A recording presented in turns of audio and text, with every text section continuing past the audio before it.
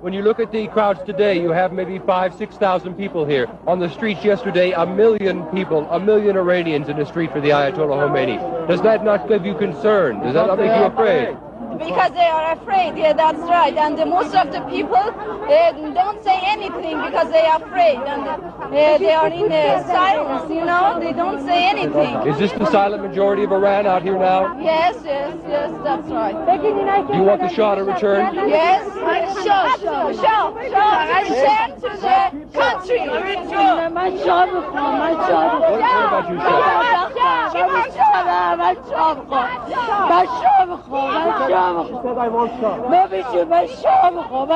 Why do you want the Shah? Why does she want the Shah?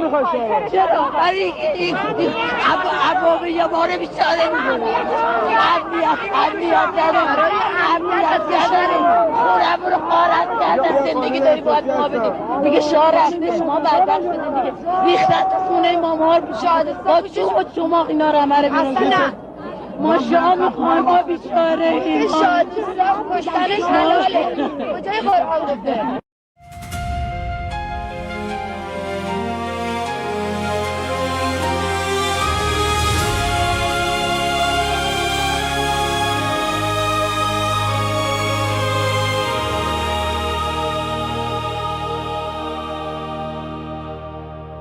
47 years we've been bleeding in the dark, under the shadow of the Islamic regime, with a stone-cold heart. They silenced our voices, they turned off our light.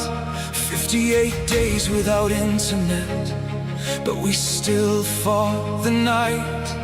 Our children took the streets, they raised their empty hands, and the world looked away. Do you understand? Do you know Europe?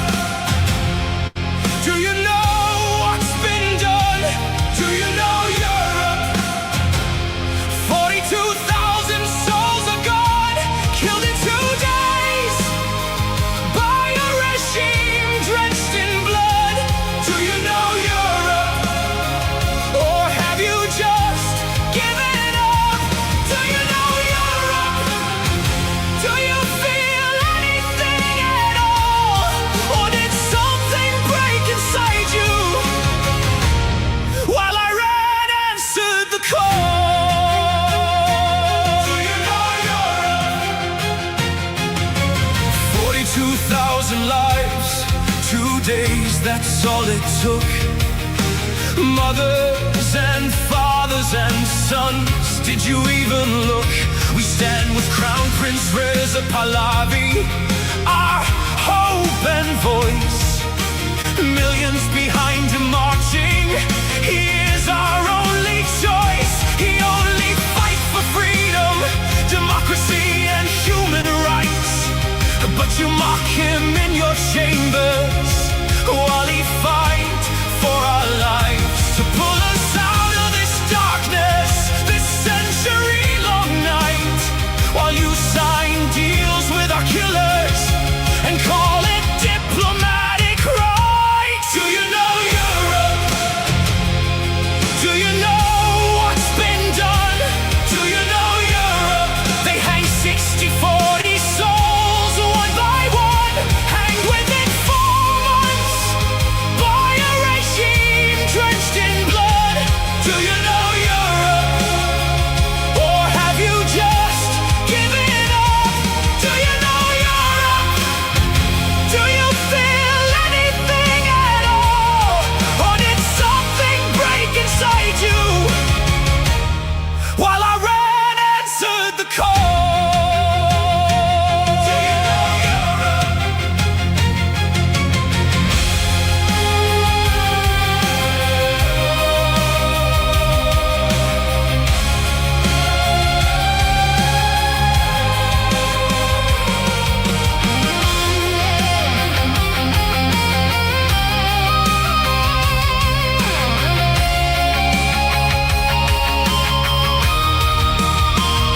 What happened to you, Europe? What made you so cold? What turned your heart to stone? our story went untold. Is oil worth more than blood? Is silence worth the shame? Because while you negotiate with murderers, we are dying, calling your name.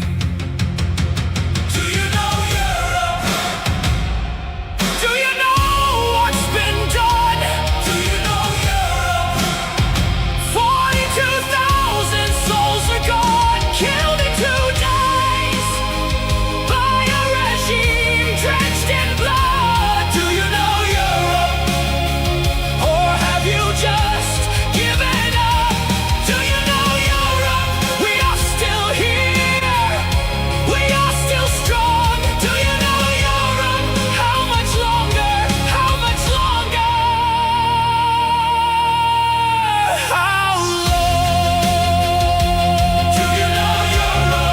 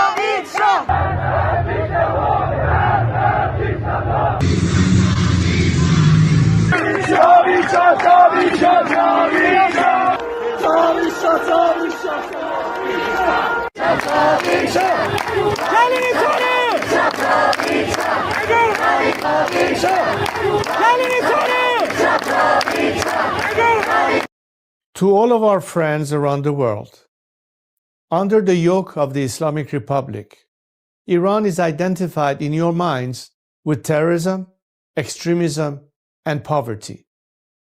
The real Iran is a different Iran, a beautiful, peace-loving, and flourishing Iran. It is the Iran that existed before the Islamic Republic, and it is the Iran that will rise again from its ashes the day the Islamic Republic falls. So let me be clear about how a free Iran will act towards its neighbors and the world after the fall of this regime. In security and foreign policy, Iran's nuclear military program will end. Support for terrorist groups will cease immediately. A free Iran will work with regional and global partners to confront terrorism, organized crime, drug trafficking, and extremist Islamism. Iran will act as a friend and a stabilizing force in the region, and it will be a responsible partner in global security. In diplomacy, relations with the United States will be normalized, and our friendship with America and her people will be restored. The State of Israel will be recognized immediately. We will pursue the expansion of the Abraham Accords into the Cyrus Accords, bringing together a free Iran, Israel, and the Arab world. A new chapter will begin, grounded in mutual recognition, sovereignty, and national interest. In energy, Iran holds some of the largest oil and gas reserves in the world.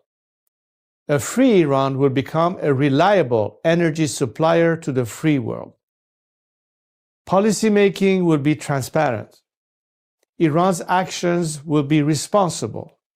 Prices will be predictable. In transparency and governance, Iran will adopt and enforce international standards. Money laundering will be confronted. Organized corruption will be dismantled. Public institutions will answer to the people. In the economy, Iran is one of the world's last great untapped markets. Our population is educated, modern, with a diaspora that connects it to the four corners of the world. A democratic Iran will open its economy to trade, investment, and innovation, and Iran will seek to invest in the world. Opportunity will replace isolation. This is not an abstract vision. It is a practical one, grounded in national interest, stability, and cooperation.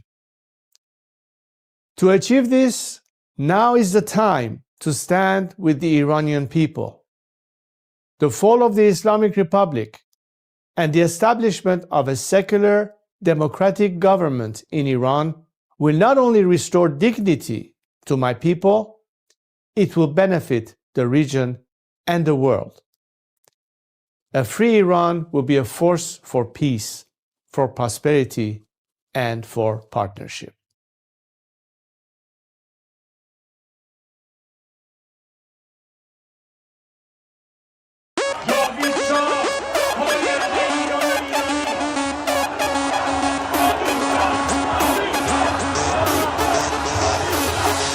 وقتی واسه غم نی گرچه قصه هامون کم نیست همه خسته ایم قبولم ما فرصتی واسه ماتم نیست روشن میشه فردا خورشید سرزمین ما سرم باز و سینه سپر بلند میگم جاوید شاه وقتی واسه غم نی گرچه قصه هامون کم نیست همه خسته این قبولم ما فرصتی واسه ماتم نیست روشن میشه فردا خورشید سرزمین ما سرم باز و سینه سپر بلند میگم جاوید شاه روبروم یه واژه یه هدف به نام انتقامه پشت سرم دعای مادر و تو دستم تفنگ بابامه رو زبونم اسم شاه بگین عشق بی انتهاست هر جا اسم ایران اومد اونجا صدای بچه رضاست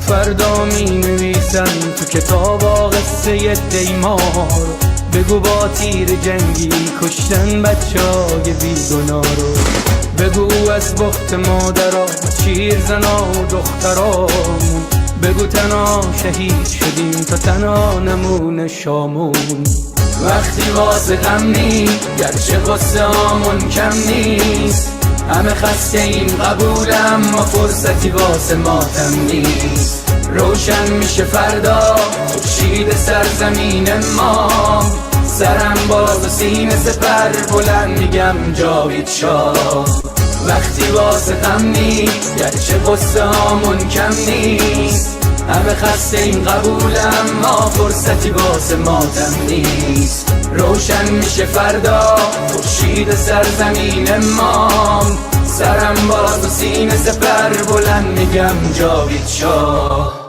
وقتی واسه غم نی گرچه قصه هامون کم نیست همه خسته این قبولم ما فرصتی واسه ماتم نیست روشن میشه فردا خورشید سرزمین ما سرم باز و سینه سپر بلند میگم جاوید شاه سلام من به تو یار قدیمی منم همون هوادار قدیم سید سلام چطوری مردک کلی کتلت شدین دایی بدون مدرک سلام بسیجی قهرمان رفتی پیش توسی با پنیر و یه نون سنگک سلام به محفل قرآنیتون سلام به مدیرای بحرانیتون سلام به حاجی اکبر و طوله هاش و خارج و رفقای ارگانیتون سلام به دستای پول ملت که تش میفتین توی تور ملت سلام به همه شما کرکسایی که دارین نونتون رو میزنین تو خون ملت ساکتش زیر دست و پاک و تک بخورین حالا هی به یه بادکنک بدوین سلام آخر تو زندان باشه وقتی قرار به این آب خنک بخورین مرگ بر ملا متولی ننگ در دنیا ننگ بر دوتا مجاهد چپی بعد از ملا مرگ بر ملا متولی ننگ در دنیا ننگ بر دوتا مجاهد چپی بعد از ملا اینو بگذاریم به خاک میرسیم تجزیه طلبی که به خاک بیرسیم ایران مردمش وطن پرستن از کرد تا بلوچ بری به فاک میرسی توف به هر چی مرسی است توف به هر کی در پی تجزیه است توف به لوی و همونی که شیفته ی گل ملیگرا تو وطن خدا نفتی هست سر کردستان همه برپا شدن بلوچستان فدای مهسا شدن شم واحد که شیر و خورشید ما بقی جعلی ها تنها شدن شادی باشه واسه همه در میهن کور بشه چه شهر که اهریمن رخ رو بگی تا اون 6 کلاس سواد و خبرگان و مشت سری ترجیحن شبهای عروس و دامادی باشه برن سلامتی نوش کنن و آبادی باشه مقصد کجاست میدون شهیاده به سمت اتوبان آزادی باشه سلام به نسل ندید پدیدا نبودیم ندیدیم قدیمتی ما شاه بود تو شادی کل میزدین حالا شاه بر میگرده پیک میزنین مرگ بر ملا متولی ننگ در دنیا ننگ بر دوتا مجاهد چپی بعد از ملا مرگ بر ملا متولی ننگ در دنیا ننگ بر دوتا مجاهد چپی بعد از ملا مرگ بر ملا متولی ننگ در دنیا ننگ بر دوتا مجاهد چپی بعد از ملا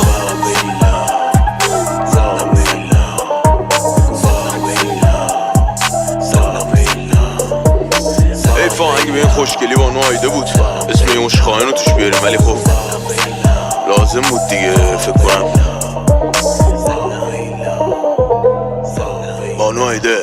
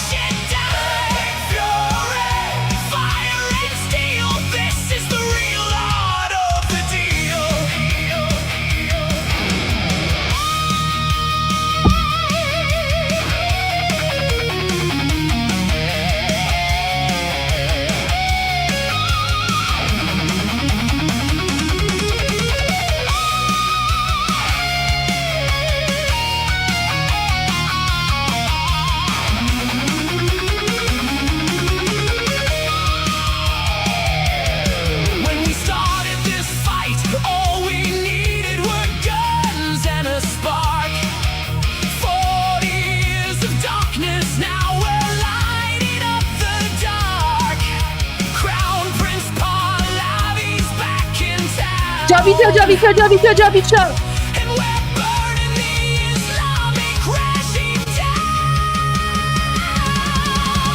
Epic fury, thunder and flash.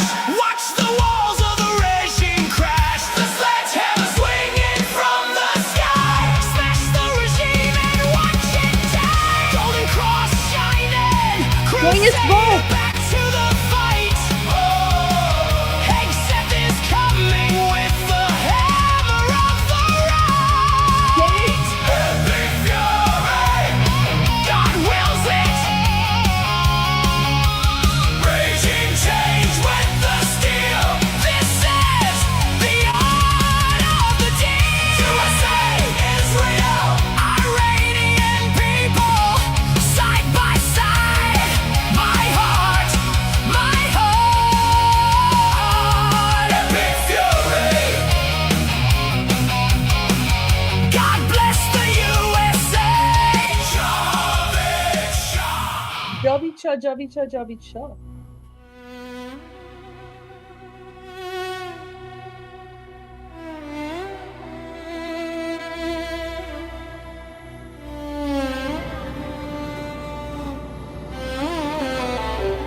Let's go.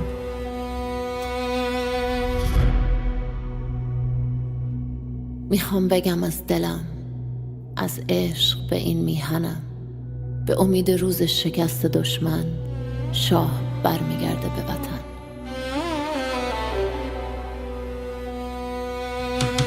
برگشتن پهلوی، وحشت هر اجنبی، بلند بگو همشهری، شاه رضا پهلوی.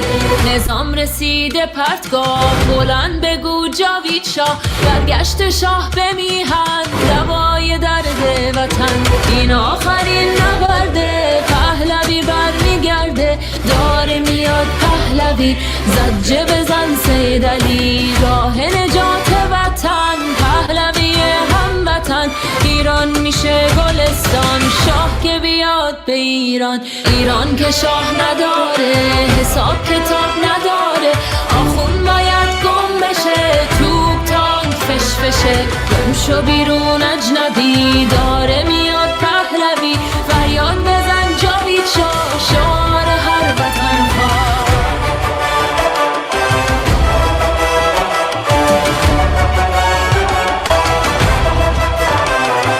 ما شاه میخوایم نه ملا، بذار بشنوه دنیا.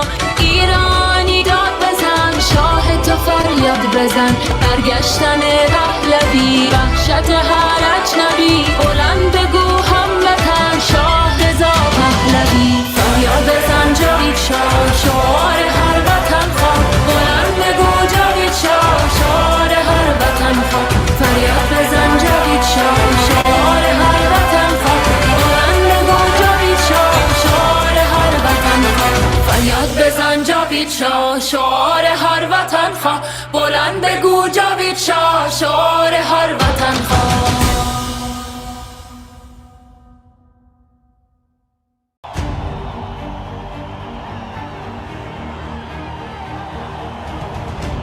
Look at us here today.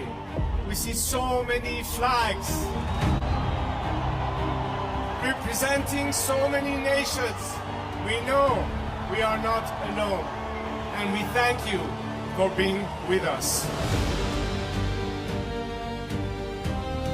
For all people around the world who stand today in unity with the Iranian people, this is not just because it's good for us, and you do it out of compassion and care for our rights to liberty and justice and equality and human rights.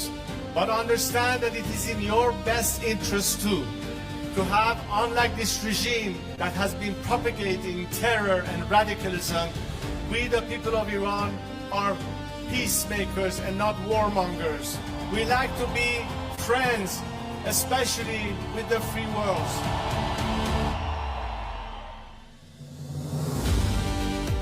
We'd like to be able to have the best neighborly relationship with the people of our area and the region, with the Arab countries, with Israel, and all our other neighbors. We are fighting for justice, we're fighting for human rights, we are fighting for liberty, we're fighting to put an end to all sorts of discrimination. Because as an Iranian, I stand here to tell you that I've dedicated 47 years of my life because I think that my country deserves far better than what we have right now.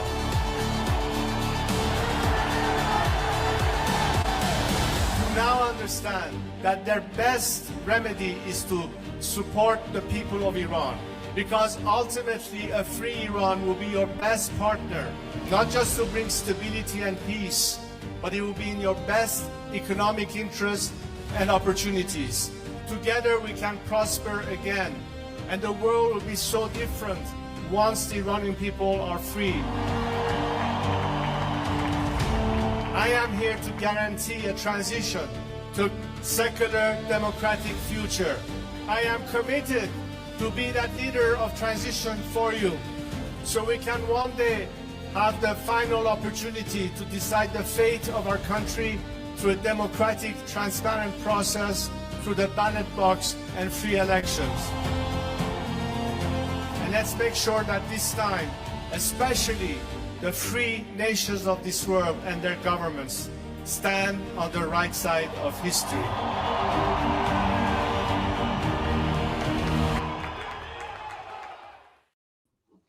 Well, Durud Patriots, good morning, good afternoon, good evening, wherever you are. Welcome to day 210 of Iran Revolution Live. As always, guys, let me know in the live stream chat where you are tuning in from.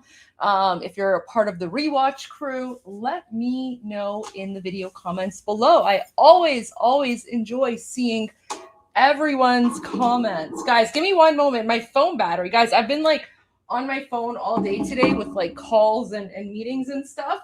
I just realized my phone battery is literally at 14%. So awkward. Let me just plug in my phone here. There you go. Just going to plug in my phone so it doesn't die on me. There you go, guys. It has been a super busy day. I'm going to start with... do you guys want to see my Newsmax interview from last night? I mean, it has to do with Iran a little bit, but it's more like a warning. Are you guys interested in seeing my Newsmax interview? It started a little bit later, which is why I didn't do my evening analysis last night, because after like that interview, honestly, guys, I was just so exhausted that I passed out. All right, let me bring it up for you guys. Okay, all right, I'll share it. So I don't have the original file, but of course I record all of my interviews. Like I screen record everything just so that I have a copy of them. You know, it's just good to have like backup for these things in case I have some, I mean, I'm not a politician anymore, but I have experience. Like when I was an elected official, like the interviews that sometimes they would do, they would slice it and then they would like edit out certain parts to make it say to make it seem like I was saying something that I wasn't, you know what I mean? Obviously that doesn't happen anymore because I'm no longer an elected official, but I just have so much like negative experience from my time as an elected official that I screen record everything because you never know, right? You never know. But I mean, when it comes to David Harris Jr. on Newsmax, I have so much respect for him. He's phenomenal. So I don't record that because, you never know. I record it because I just like having a copy, because sometimes it takes forever to get a copy of the clips that I have. Although he did post a clip of me. So guys, and you know what's really nice about not being an elected official anymore is that I can actually just when certain media outlets reach out to me, I can just reject them. So for example, I think CBC at one point wanted to talk to me and I was like, no, absolutely not. BBC, the BBC wanted to speak to me. I think I went on BBC maybe one time, and then afterwards I was like never again. I'm not doing BBC because it's garbage. So yeah, like I just at this point I only go on news outlets that I like and I respect, right? So yeah, okay, let me bring this up. So here is the wait, did I pull it up? Where is it? Sorry, guys. Let me just find the video here. Where did I save that? Okay.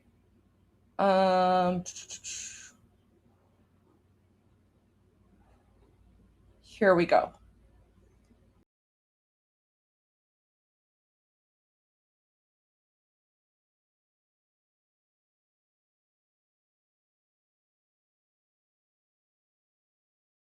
Guys, I'm so sorry.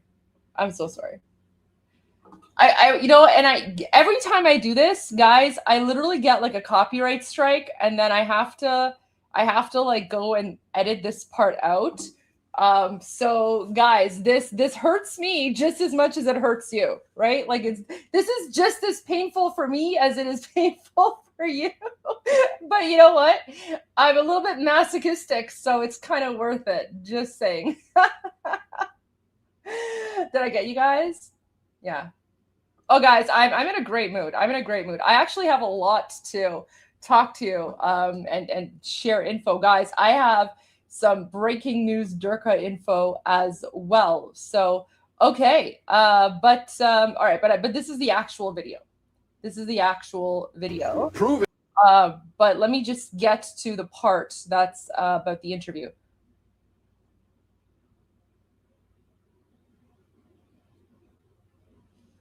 So this is like my screen recording. So the audio is going to be a little bit off, okay? Well, the audio when I speak is going to be a little bit off, but here is my Newsmax interview from last night.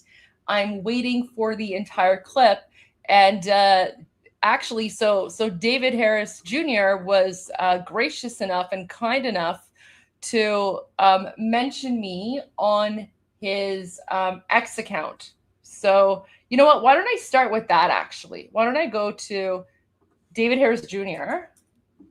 And I'll start with that.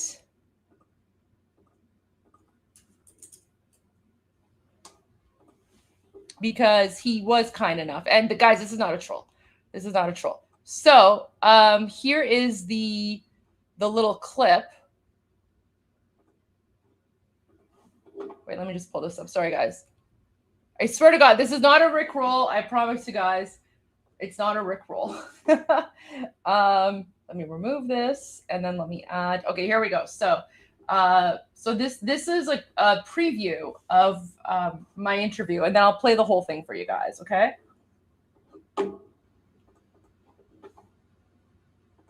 A very critical battle over the soul of America is playing out right now. And it's in the heart of Texas.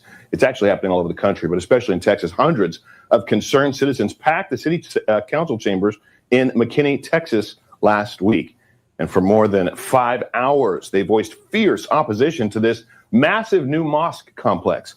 Opponents warned of the impact, not just to the local community, but to the United States as a whole.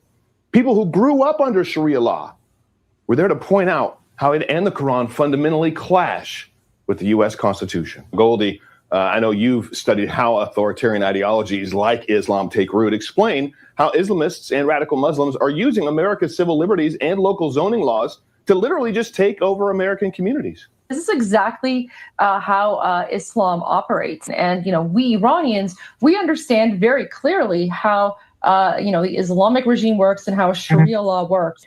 And Americans need to ask themselves this very important question.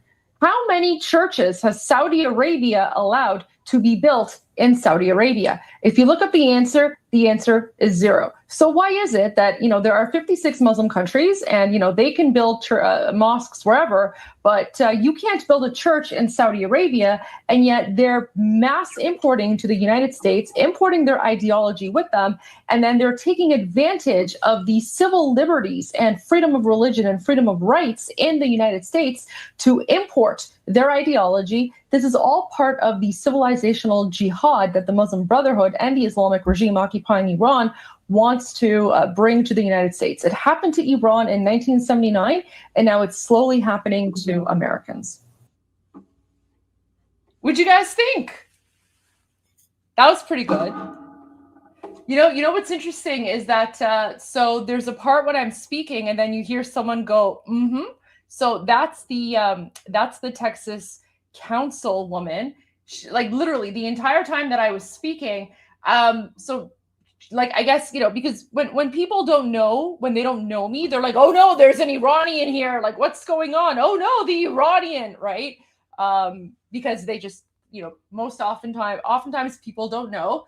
And, that's fair. That's totally fair because, of course, the Islamic regime for the last 47 years has been portraying Iranians as, we hate America and death to, America and all that, jihadi garbage nonsense. Meanwhile, we've literally been on the front lines fighting the Muslim Nazis for the last 47 years. So I thought that was really interesting. Like she just couldn't hold herself. When I was speaking, you can hear her say, mm-hmm, mm-hmm. And then there's actually a number of times where when I was speaking,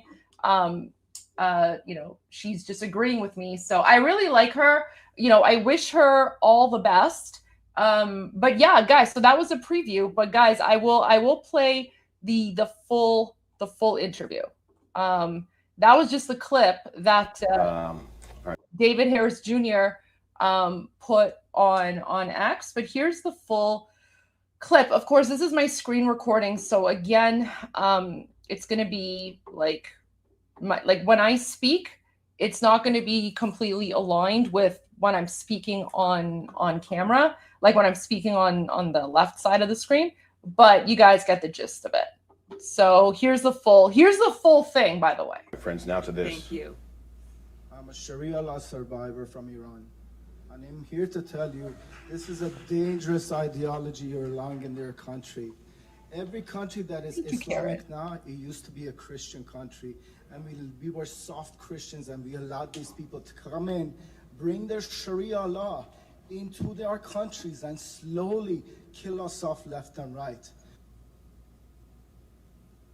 Friends, the outrage that you feel, hopefully, over our last block, the segment of what Anthony Fauci knew and didn't say, hopefully you're feeling that exact same thing for this issue, because a very critical battle over the soul of America is playing out right now, and it's in the heart of Texas.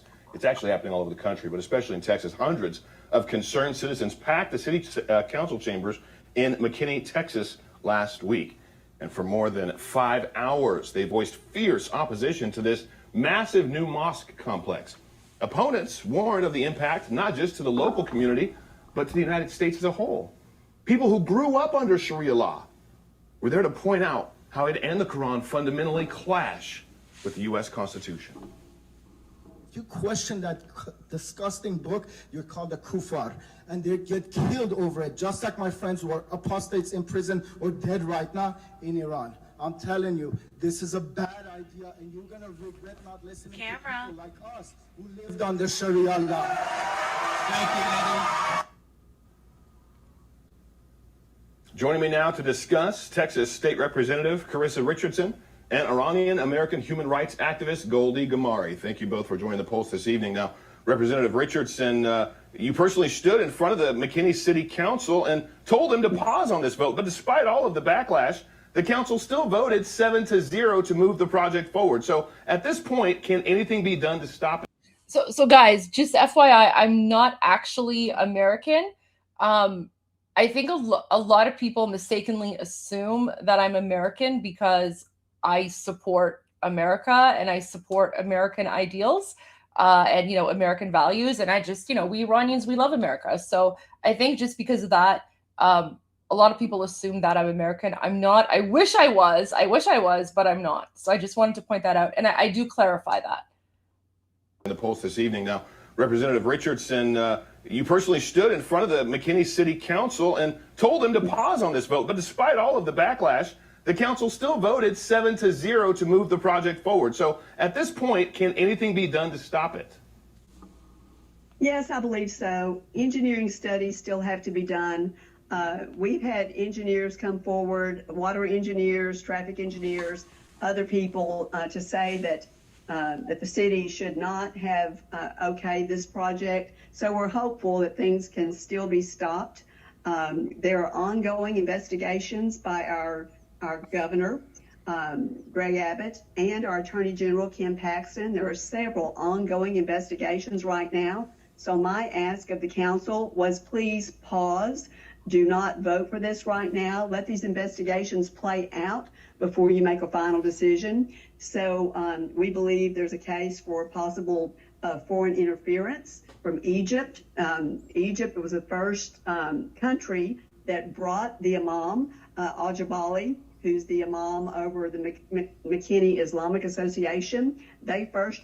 So I just want to point something out. When she says Egypt is the first one to bring over that Imam, that's because the Muslim Brotherhood operates out of Egypt, right? So even though Egypt banned the Muslim Brotherhood came back under the guise of like a bunch of democratic parties. So right now, unfortunately, there is currently a battle in Egypt between regular Egyptians and the Muslim Brotherhood and, you know, those Durkas who are supporters of the Muslim Brotherhood. So that's what I want to make. I just wanted to like clarify here. So when she says Egypt brought them over, she's referring to the Muslim Brotherhood, which has infiltrated Egypt, right? Because again, Egyptians are amazing people, and Egyptians are fighting the Durkas the same way that we are. Like pretty much every single Middle Eastern country is fighting the Durkas. So you know, like how I like people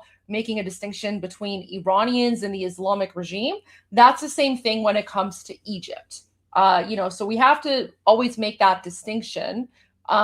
So I just wanted to clarify that for you guys. Okay, so this wasn't necessarily the Egyptian government, although the Muslim Brotherhood has infiltrated the Egyptian government through the democratic process. And that's the really scary part, okay? Because initially when Egypt banned the Muslim Brotherhood, they came back by creating, democratic political parties. And then those political parties infiltrated the Egyptian political system. And so now the Muslim Brotherhood, like Egypt is a stronghold for the Muslim Brotherhood because of the fact that the Durkas smartened up, they created political parties. So this is what I mean when I say that they and I talk about this a little bit later on when David asks me about this. But when I say that the Durkas and the jihadis and political Islam, they take advantage of the freedoms provided in Western, civilized democratic countries to push their agenda. That's because we've seen it happen in the Middle East, right? The Islamic regime occupying Iran, the Muslim Brotherhood in Egypt, right? So I just want to be very clear. So when she says Egypt brought this Imam, what she, like, maybe she doesn't know this, but that's okay. It's the Muslim Brotherhood that brought this Egyptian Muslim Brotherhood Imam, right? So it's not actually the Egyptian people who, just want to live their normal, regular lives. Greg Abbott and our Attorney General. So personally stood in front of the McKinney City Council and told them to pause on this vote. But despite all of the backlash, the council still voted 7-0 to move the project forward. So at this point, can anything be done to stop it? Yes, I believe so. Engineering studies still have to be done. We've had engineers come forward, water engineers, traffic engineers, other people to say that the city should not have okayed this project. So we're hopeful that things can still be stopped. There are ongoing investigations by our governor, Greg Abbott, and our Attorney General, Kim Paxton. There are several ongoing investigations right now. So my ask of the council was please pause. Do not vote for this right now. Let these investigations play out before you make a final decision. So we believe there's a case for possible foreign interference from Egypt. Egypt was the first country that brought the Imam, Al-Jabali, who's the Imam over the McKinney Islamic Association. They first appointed him to the United States in 2002. So there's possible potential foreign interference there. There are many things that are concerning to us. And so we're hoping that if we can, these investigations play out and we can finish the investigations, hopefully we can stop this.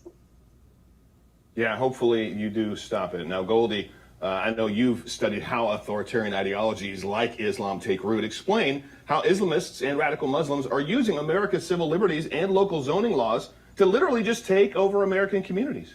Yeah, absolutely. Thank you so much for having me on. First of all, I'm not actually Iranian American. I mean, I wish I was American. I'm Canadian, but with the way things are going in Canada, I might have to seek refuge and asylum in America soon because the problem here in Canada is even worse. But this is exactly how Islam operates. And, you know, that man who was speaking, he's Iranian. And, you know, we Iranians, we understand very clearly how you know, the Islamic regime works and how Sharia law works. And going to what my companion here who was saying, if someone is coming from Egypt, I guarantee you they're part of the Muslim Brotherhood. And Americans need to ask themselves this very important question. How many churches has Saudi Arabia allowed to be built in Saudi Arabia? If you look up the answer is 0. So why is it that, you know, there are 56 Muslim countries and, you know, they can build mosques wherever, but you can't build a church in Saudi Arabia, and yet they're mass importing to the United States, importing their ideology with them, and then they're taking advantage of the civil liberties and freedom of religion and freedom of rights in the United States to import their ideology. This is all part of the civilizational jihad that the Muslim Brotherhood and the Islamic regime occupying Iran wants to bring to the United States. It happened to Iran in 1979, and now it's slowly happening to Americans. Yeah, and it's happening all over Europe. It's happening, I mean, they're literally trying to take over the globe. Now, city staff, they argue that this was just a routine land use permit and that they were legally forced to sign off on it. So, Representative Richardson, as a lawmaker on the state level, what specific laws are you drafting or looking to draft to give local leaders the authority to stop these types of projects?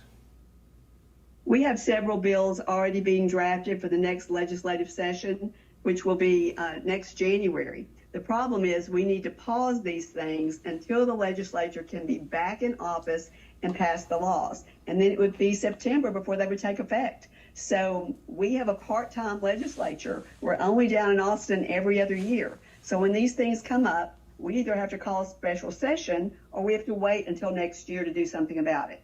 So we need to put a pause on these things, let the investigations play out, and then enact new legislation that gives more tools to the cities and the counties to stop this encroachment.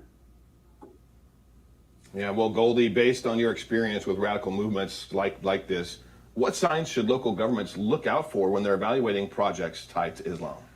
Well, see, the challenge here is that, you know, and I say this as a former politician myself. Now, keep in mind, I was a Canadian politician and I was kicked out of my party because the National Council of Canadian Muslims, which is the Canadian version of CARE America, so CARE Canada, accused me of Islamophobia because I was speaking out about the dangers of radical Islam. So what these jihadi movements do is they come in and they take advantage of the systems that is already in place. Because keep in mind, when you know, the American Constitution was drafted, or when all of these local laws and regulations are being created, they're not created with you know, thinking about the fact that there might be this you know, evil ideology out there that wants to come and take over and basically destroy American society. But that's how they operate here. And I would just say, you know, it's just If it walks like a duck and talks like a duck, it is a duck. And I mean, this is a red flag, and that Iranian man was absolutely right. So I would say to everyone in Texas and everywhere else, listen to Iranians. There's a reason that we Iranians are asking for President Trump to destroy the Islamic regime, because it's like a cancer. And once you allow that cancer to take root in your country, good luck getting rid of it, because now it's been 47 years, and we Iranians, after 47 years, are trying to get rid of this Islamic cancer in our country. Those are my bracelets. All while it's trying to grow and breed here. Well, Texas Representative Carissa Richardson, Goldie, Ghamari, God bless you guys. Thanks for joining the Pulse tonight. Thank you. Coming up. Those are my bracelets banging at the end. I need to be more cognizant of the fact that if I like move my wrists, my bracelets bang on my desk, and then that echoes very loudly in the microphone. But there you go, guys. So there was my interview from last night. Not directly related to Iran, but it kind of is related to Iran, right? Because there was an Iranian Christian man who was speaking about his experience living under Sharia law. And he's like, guys, just nip it in the bud. And, the most important point here is, again, why is it that Christians can't build a church in Saudi Arabia, and yet Saudi Arabia and all these other Muslim countries or jihadi terrorist groups like Qatar and the Islamic regime occupying Iran and others, why is it that they can send money to the United States to build mosques in the United States, but Christians in America, you're not allowed to send money to build churches in, Saudi Arabia, right? Why the double standard, guys? Why the double standard? I don't know, right? It's a good question to ask, especially when you're calling certain countries your allies. Always good to know how your allies treat Christians, right?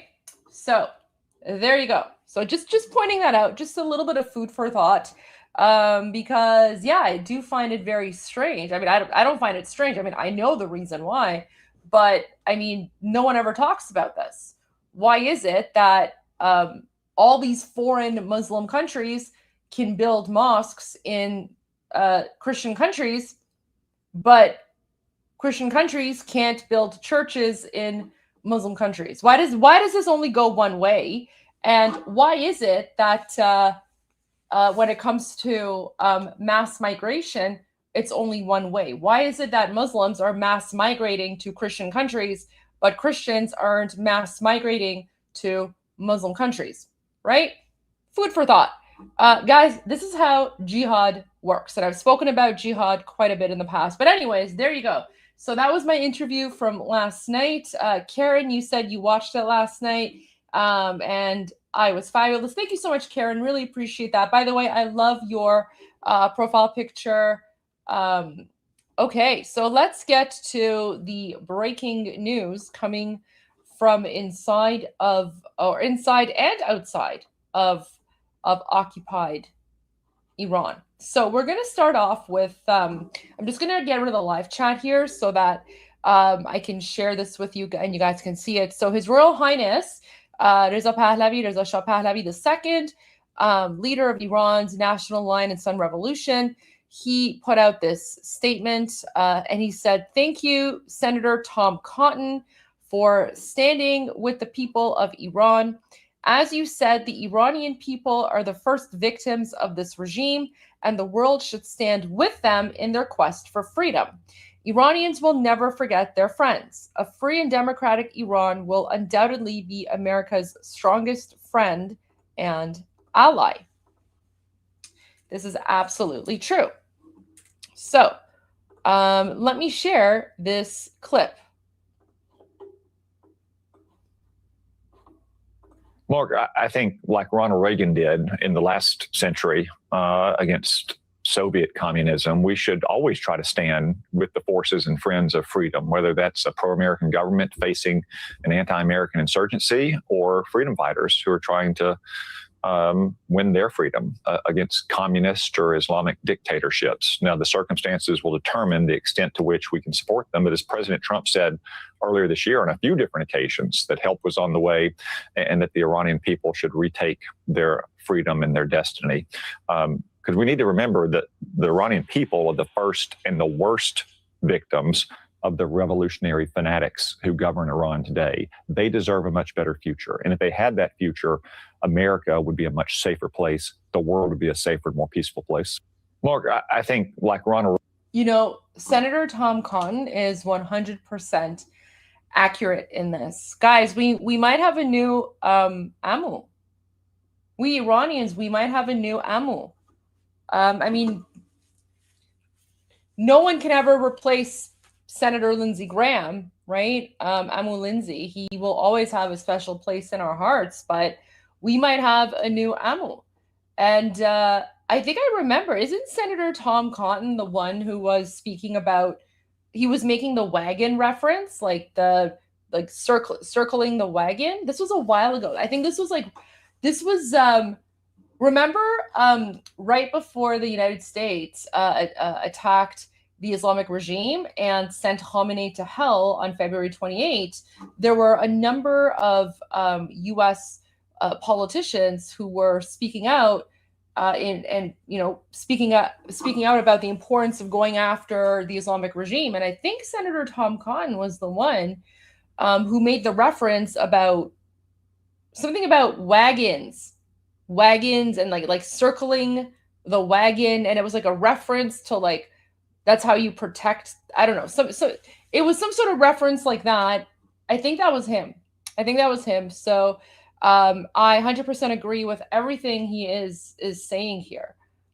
Mark, I think like Ronald Reagan did in the last century against Soviet communism, we should always try to stand with the forces and friends of freedom, whether that's a pro-American government facing an anti-American insurgency or freedom fighters who are trying to win their freedom against communist or Islamic dictatorships. Now, the circumstances will determine the extent to which we can support them. But as President Trump said earlier this year on a few different occasions, that help was on the way and that the Iranian people should retake their freedom and their destiny.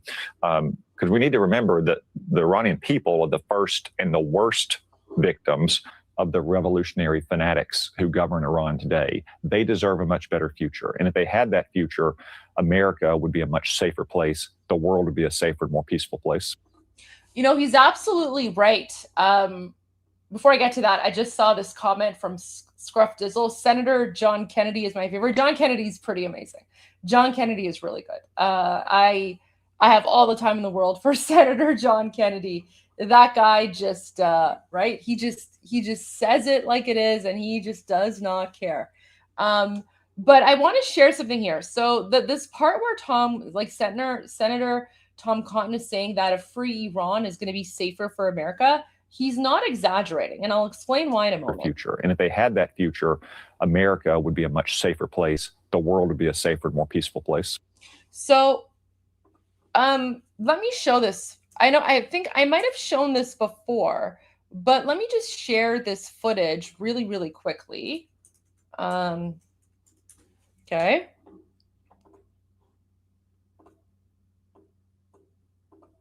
Let me just get to the part. Okay. It's coming. So this is footage from Iran in the 1940s. Okay. Well, what's the part that I want to share? Here we go, guys. Okay. Do you see this, guys? So back in as early as the 1940s and 50s, well, this is actually 1940s, there was like a bar in Tehran. Tehran is the capital city of Iran. Here, let me make this bigger so that you guys can actually see. Can I make this full screen? Okay, let me do it this way. There you go. So back in the 1940s, there was actually a bar in the in Tehran, which is the capital city, and it was pretty much called like Little Texas. Do you guys see that? And this was like where all the Americans would hang out. So there you go, right? Guys, this is Iran in the 1940s. This is before Iran was taken over by the Durka jihadis.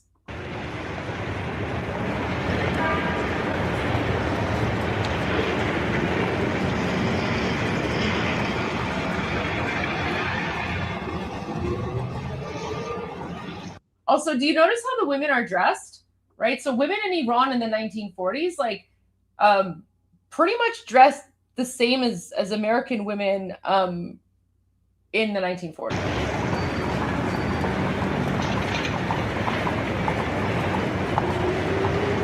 There you go. So there you go.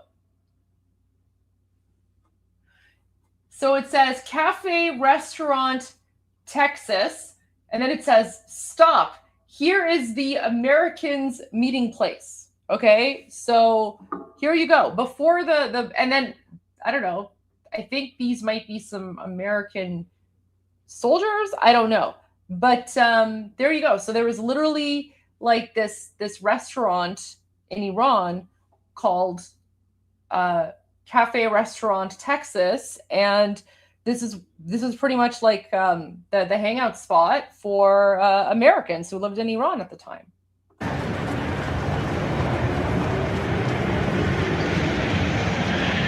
Right, and even like the rest of the Iranian people, you don't see Durkas, you don't see kafiyas, you don't see like, you know, terrorist outfits. You basically see people just dressed like normal, regular people.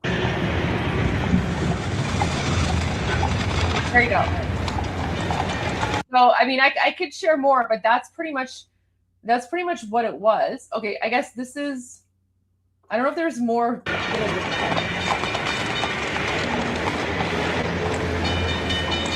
And then guys, this says Bar Astoria. So here's like a bar where people could go and like buy a drink, right? So if you wanted to go drink something, you could, and like it wasn't banned, right?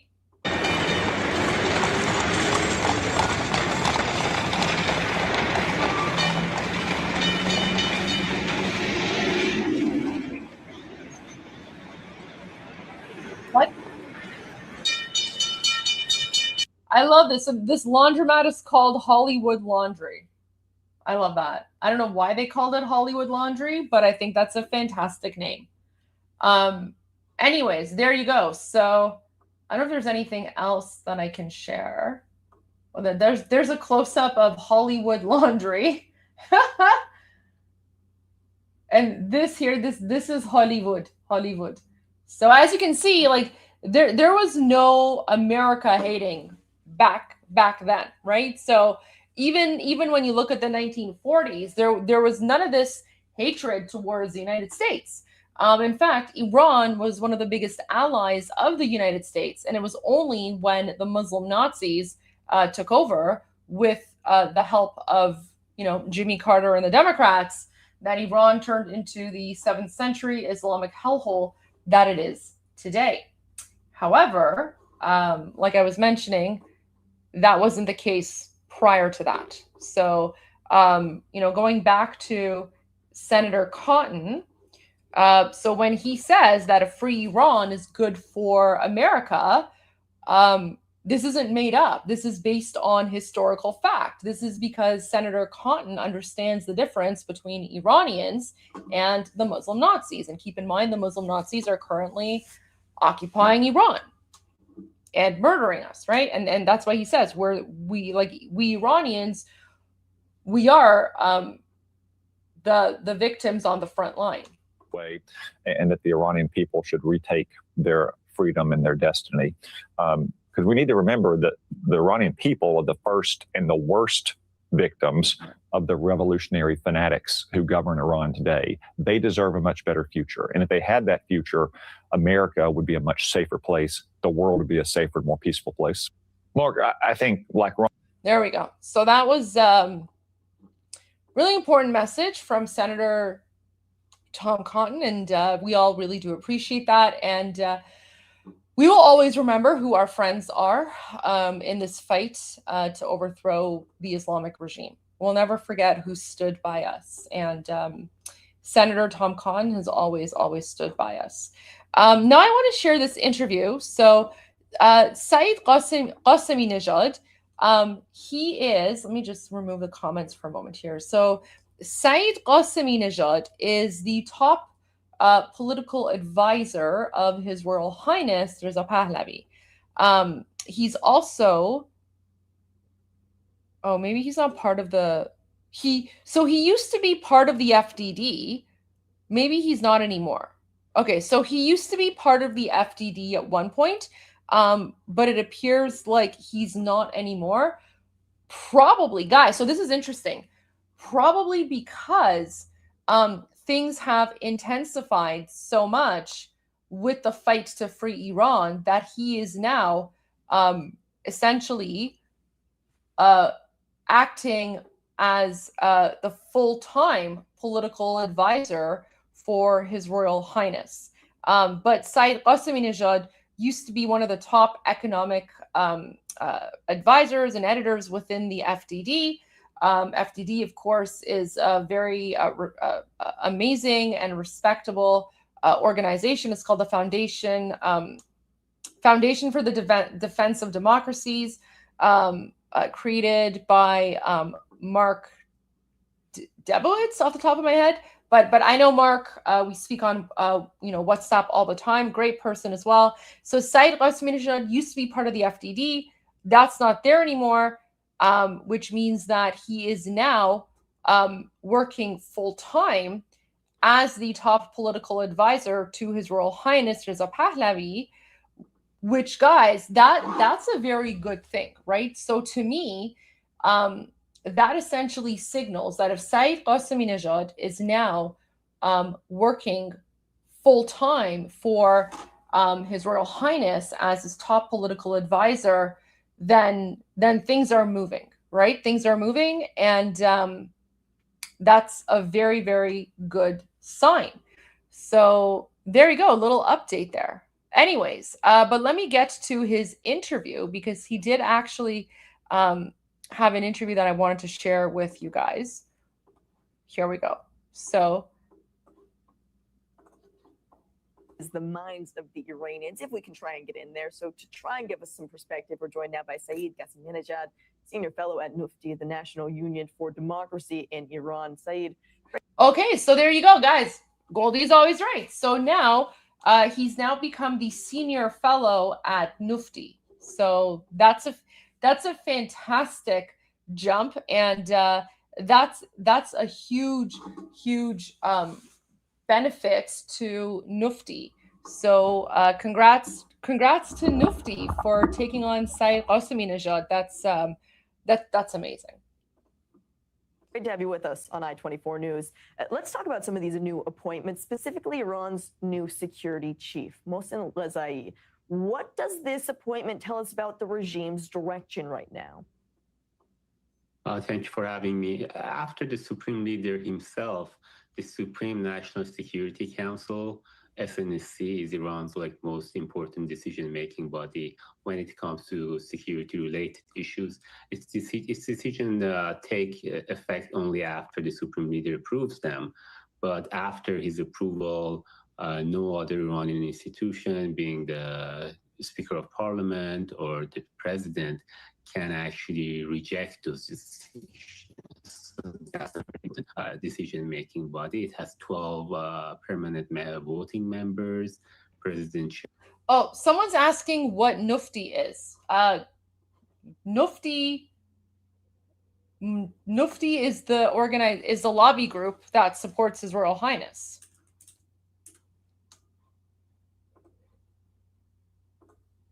So Nufti is the only legitimate lobby group in the United States that advocates on behalf of the Iranian people and, of course, His Royal Highness Reza Pahlavi. So National Union for Democracy in Iran is a nonprofit, nonpartisan organization representing the Iranian American community in pursuit of a U.S. policy toward Iran based on the values of human rights and democracy.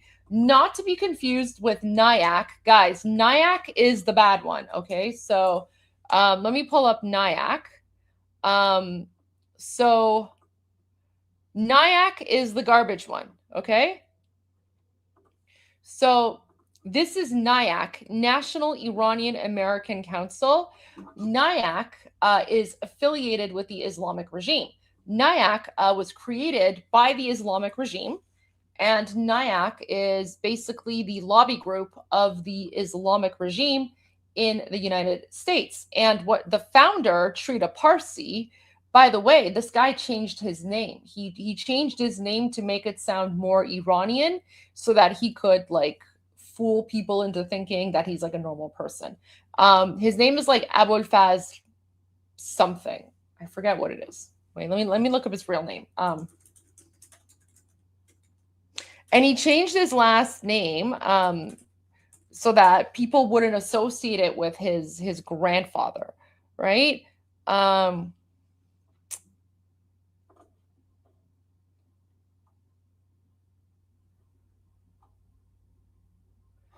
Anyways, I can't find it now, but his name is Abolfaz something. I can't remember what. But anyway, so guys, this is NIAC. So NIAC is the bad one, okay? NIAC represents the Islamic regime. NIAC is funded by the Islamic regime. NIAC was created by the Islamic regime so that they can secretly lobby and influence American politicians.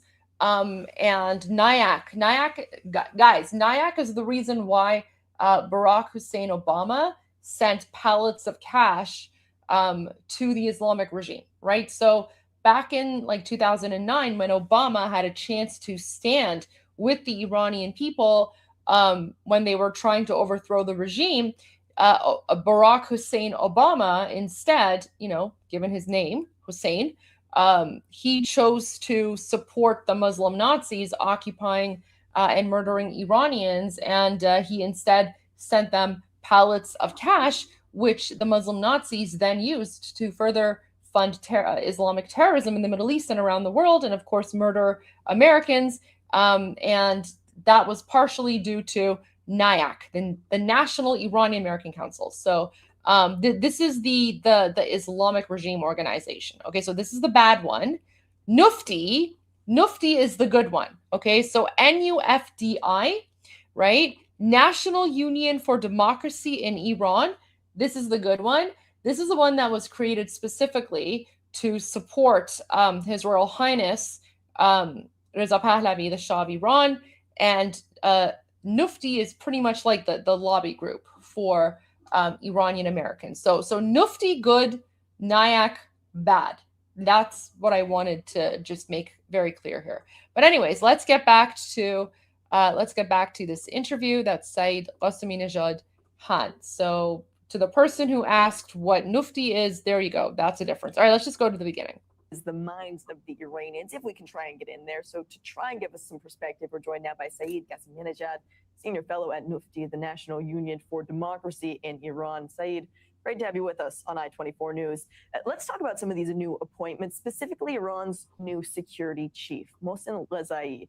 What does this appointment tell us about the regime's direction right now?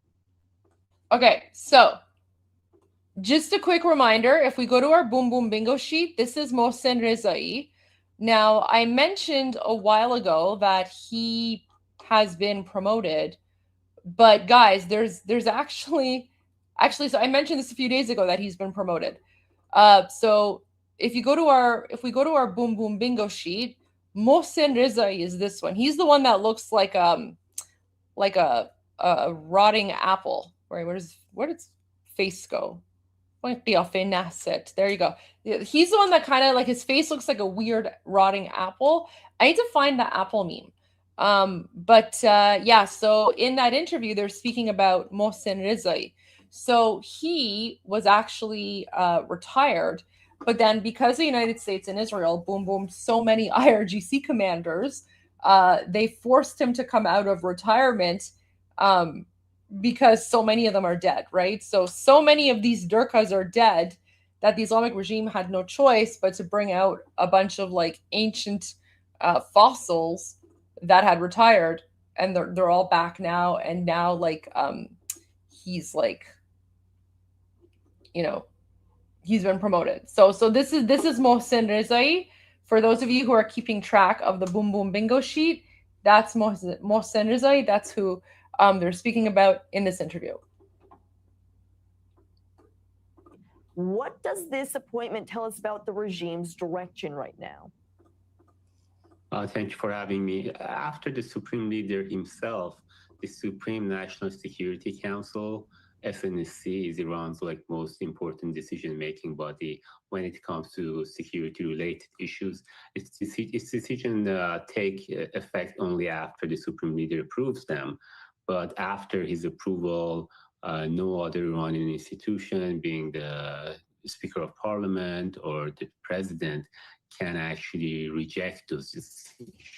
So that's a decision-making body. It has 12 permanent voting members. President chairs the council, but it has a secretary that effectively runs that council, and that secretary has always been one of the two members that are representative of the Supreme Leader on the council. So the new secretary, Major General Mohsen Rezai, he's the former commander-in-chief of the IRGC. Guys, I found the Apple meme. I found the Apple meme. Guys, I'm not joking. His face looks like a rotting apple. Okay, let me just pull this up, guys. I'm not even joking. You guys tell me. Okay, I'm gonna share this, guys. Look at this. Okay, so this is him. This is Mohsen Rezai. Okay, that's the apple. Does that not look like him, guys?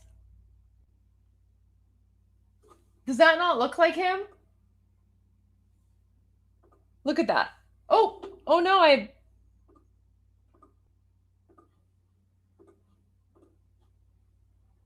okay, there you go. So that's him. That's him. And that's the apple. It looks like him, doesn't it? Right? So I told you guys, I was like, there's the apple meme. And Iranians, I'm telling you, welcome to Iranian humor, right? So you guys all get to be included in the inside jokes that we have. So some Iranian made this. Like, look at that. That's him. And then that's the apple, right? Oh my gosh. It's just the craziest thing. Mohsen Rezai. Jihadi apple. Jihadi apple. I know. It's wild. It's wild. All right, guys. So there you go.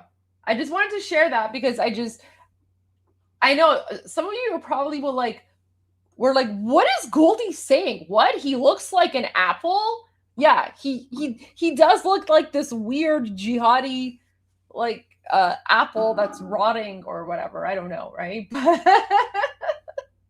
Guys, I always have receipts. I always have receipts. There you go. That's Mohsen Rezai, and that's the apple. Okay, let's continue. Now that you guys see the apple, right? Because guys, every time I see his face, I just see that apple, right? All I see is the apple. Body. It has 12 permanent voting members. President chairs the council. Speaker issues. Its decision take effect only after the Supreme Leader approves them, but after his approval, no other Iranian institution, being the... Okay, wait, this is important. So let me go back because Saeed Qassemi-Nejad is speaking to different boxes within the Boom Boom Bingo sheet. So let me just bring up which part he's speaking about so that you guys can follow along, because here he's getting deep into the game of Durka, right? It's like the Game of Thrones, but we call it the game of Durka. So this is important because I've spoken about how things are collapsing internally. And now Saeed Qassemi-Nejad is speaking a bit more about that. So let me see which box. And I'm pretty sure I know which one he's referring to. But let me just double check, and then I'll pull up the Boom Boom Bingo sheet, and I'll tell you which of those boxes he's referring to. It's the minds of the Iranians, if we can try and get in there. So to try and give us some perspective, we're joined now by Saeed Ghassaminejad, Senior Fellow at NUFTI, the National Union for Democracy in Iran. Saeed, great to have you with us on I-24 News. Let's talk about some of these new appointments, specifically Iran's new security chief, Mohsen Ghazai. What does this appointment tell us about the regime's direction right now? Thank you for having me. After the Supreme Leader himself, the Supreme National Security Council. Okay, so guys, if we look at our Boom Boom Bingo sheet, he's referring to this box here. Okay, so what Saeed Ghassaminejad is saying is that after the, this box here, which is the Beit, the House of the Supreme Leader, it's called the Beit Rahbari. After this box, the Supreme Security Council is the next most important box, okay? So even though normally you would assume that maybe the president of a country would be the head of state, but again, this is not a normal democracy. This is an Islamic dictatorship, right? Like, names are just names. Names are meaningless, right? So Pezeshkian, you would think that the president would be the head of state and be the one in power. No, he's basically a puppet and a tool for everyone else. So what Saeed Ghassaminejad is saying is that after the House of the Supreme Leader, which, we don't even know what's going on here because who knows where the current cardboard Khamenei is, the next important box is this one. So the next most important institution is the Supreme Security Council. Now, what's interesting is that I actually spoke about this either yesterday or the day before, I can't remember, but I was speaking about Larijani. Larijani was the second layer of leadership, right? So whenever you hear President Trump saying things like, wait, let me pull this up here for you guys.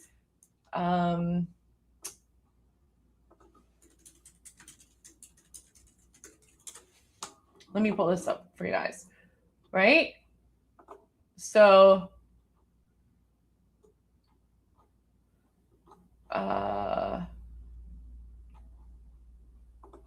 for example, here, okay, in this case, when President Trump is saying their leaders are all gone. So when he says their leaders are all gone, on the Boom Boom Bingo sheet, okay, he's referring to the first set of leaders. So that's basically Khamenei. Oh no, my browser lost connection to audio. Sorry guys, I have to reshare. Sorry guys.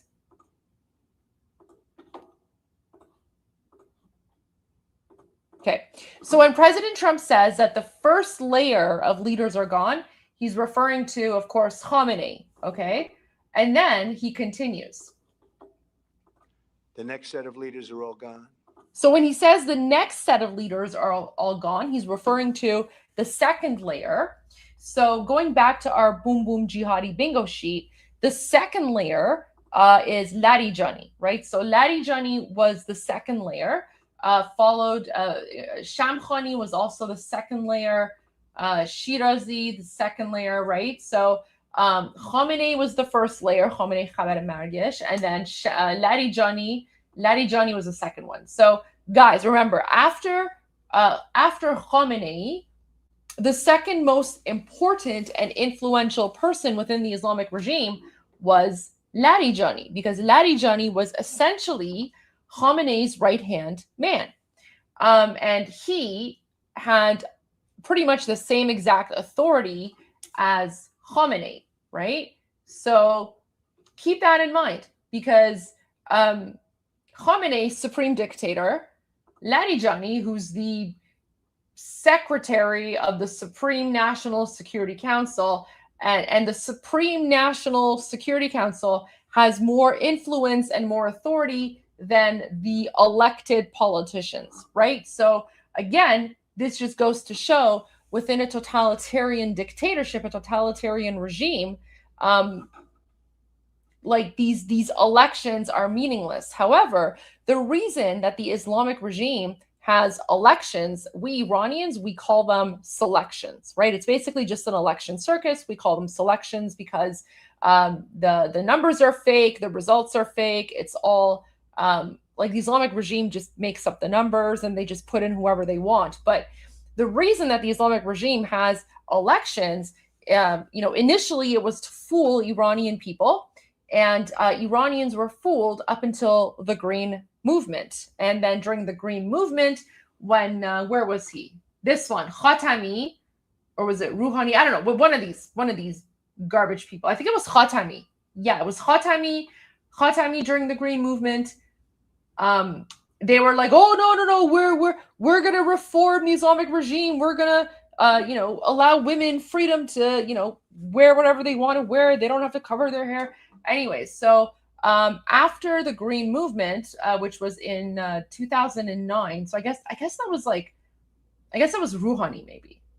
I can't remember. Like, it's just a blur because a Muslim Nazi is a Muslim Nazi is a Muslim Nazi. You know what? Actually, let me look this up. Who was it? Yeah, it was Khatami.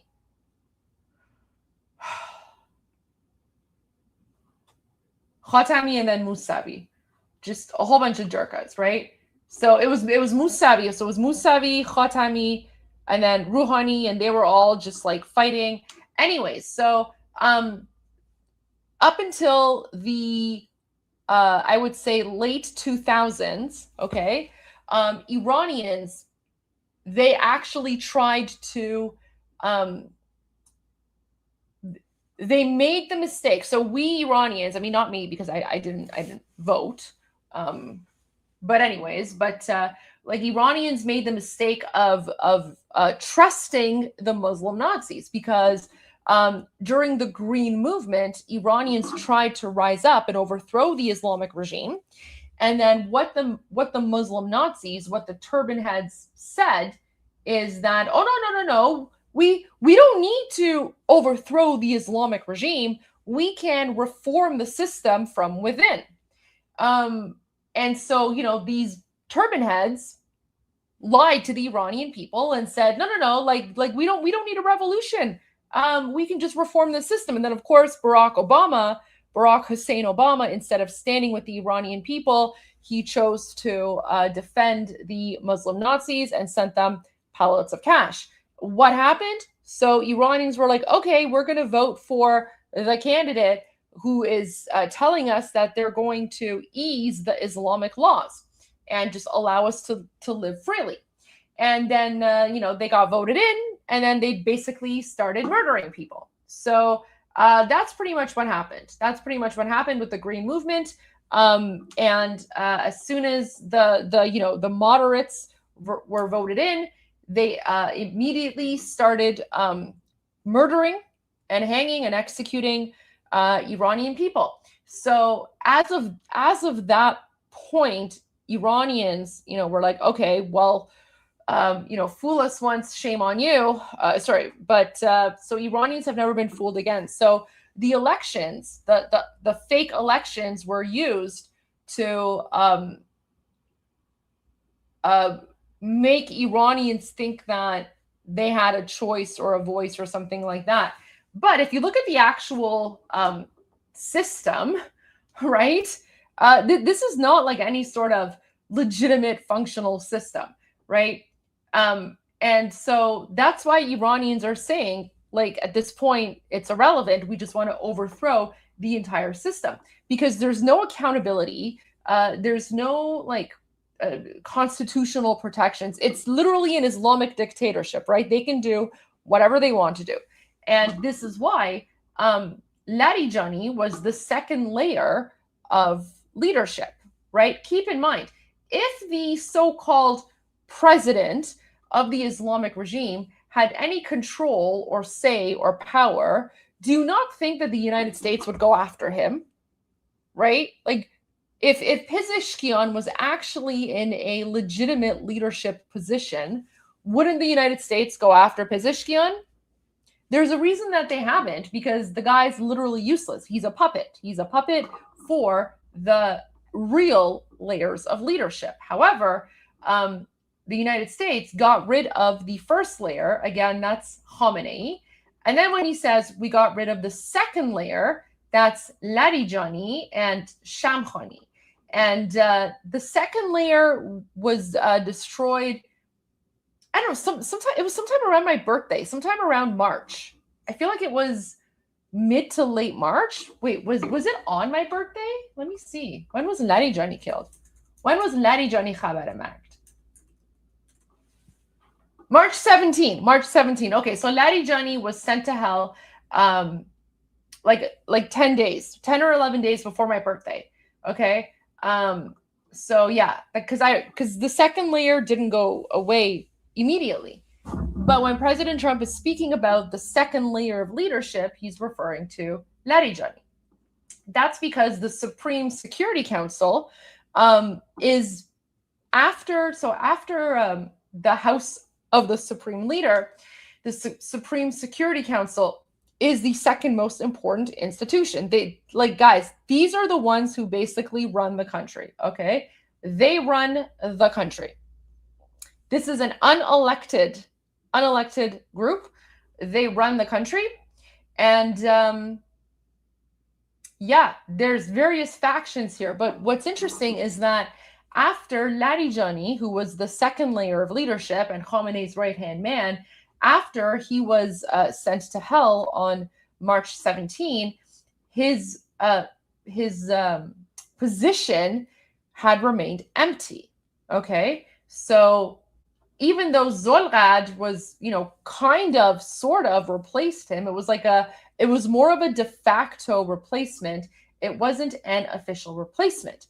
But what Saeed Qasemi-Nejad, in the interview that we're going to go back and watch now, what Saeed Qasemi-Nejad is saying in his interview on I-24 News is that Mohsen Rezai, right, the guy that they pulled out of retirement because the United States and IDF, Israel, they boom-boomed too many of their top commanders and they didn't have anyone left with experience left alive, so they had to pull him out of retirement. So now the weird jihadi apple, remember, here's the jihadi apple, right? So this is the jihadi apple, right?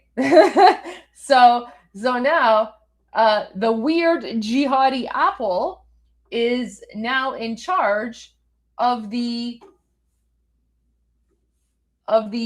Supreme Security Council. Okay, so that's sort of the background info on what you guys need to know. And yes, the Supreme Security Council is at this point, I would say, probably the most influential, given that we haven't seen or heard from Khamenei, right? So guys, this is like in-depth game of Durka analysis and intel that you guys will never ever see on the mainstream media.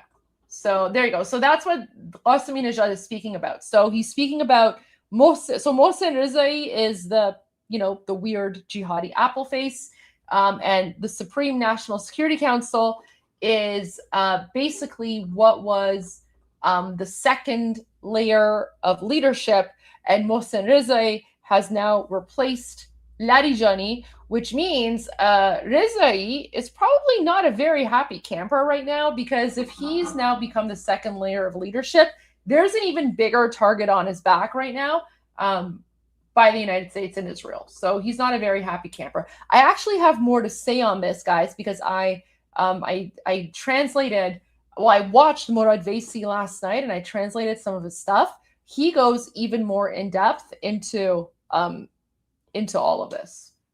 Well, let's get back to this interview. Now that you guys have context, now we can follow along. Is the minds of the Iranians, if we can try and get in there. So to try and give us some perspective, we're joined now by Saeed Qasemi-Nejad, Senior Fellow at NUFTI, the National Union for Democracy in Iran. Saeed, great to have you with us on I-24 News. Let's talk about some of these new appointments, specifically Iran's new security chief, Mohsen Rezai. What does this appointment tell us about the regime's direction right now? Thank you for having me. After the Supreme Leader himself, the Supreme National Security Council, SNSC, is Iran's most important decision-making body when it comes to security-related issues. Its decision take effect only after the Supreme Leader approves them.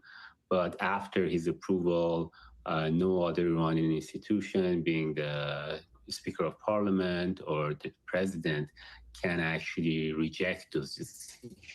So that's the decision-making body. It has 12 permanent voting members.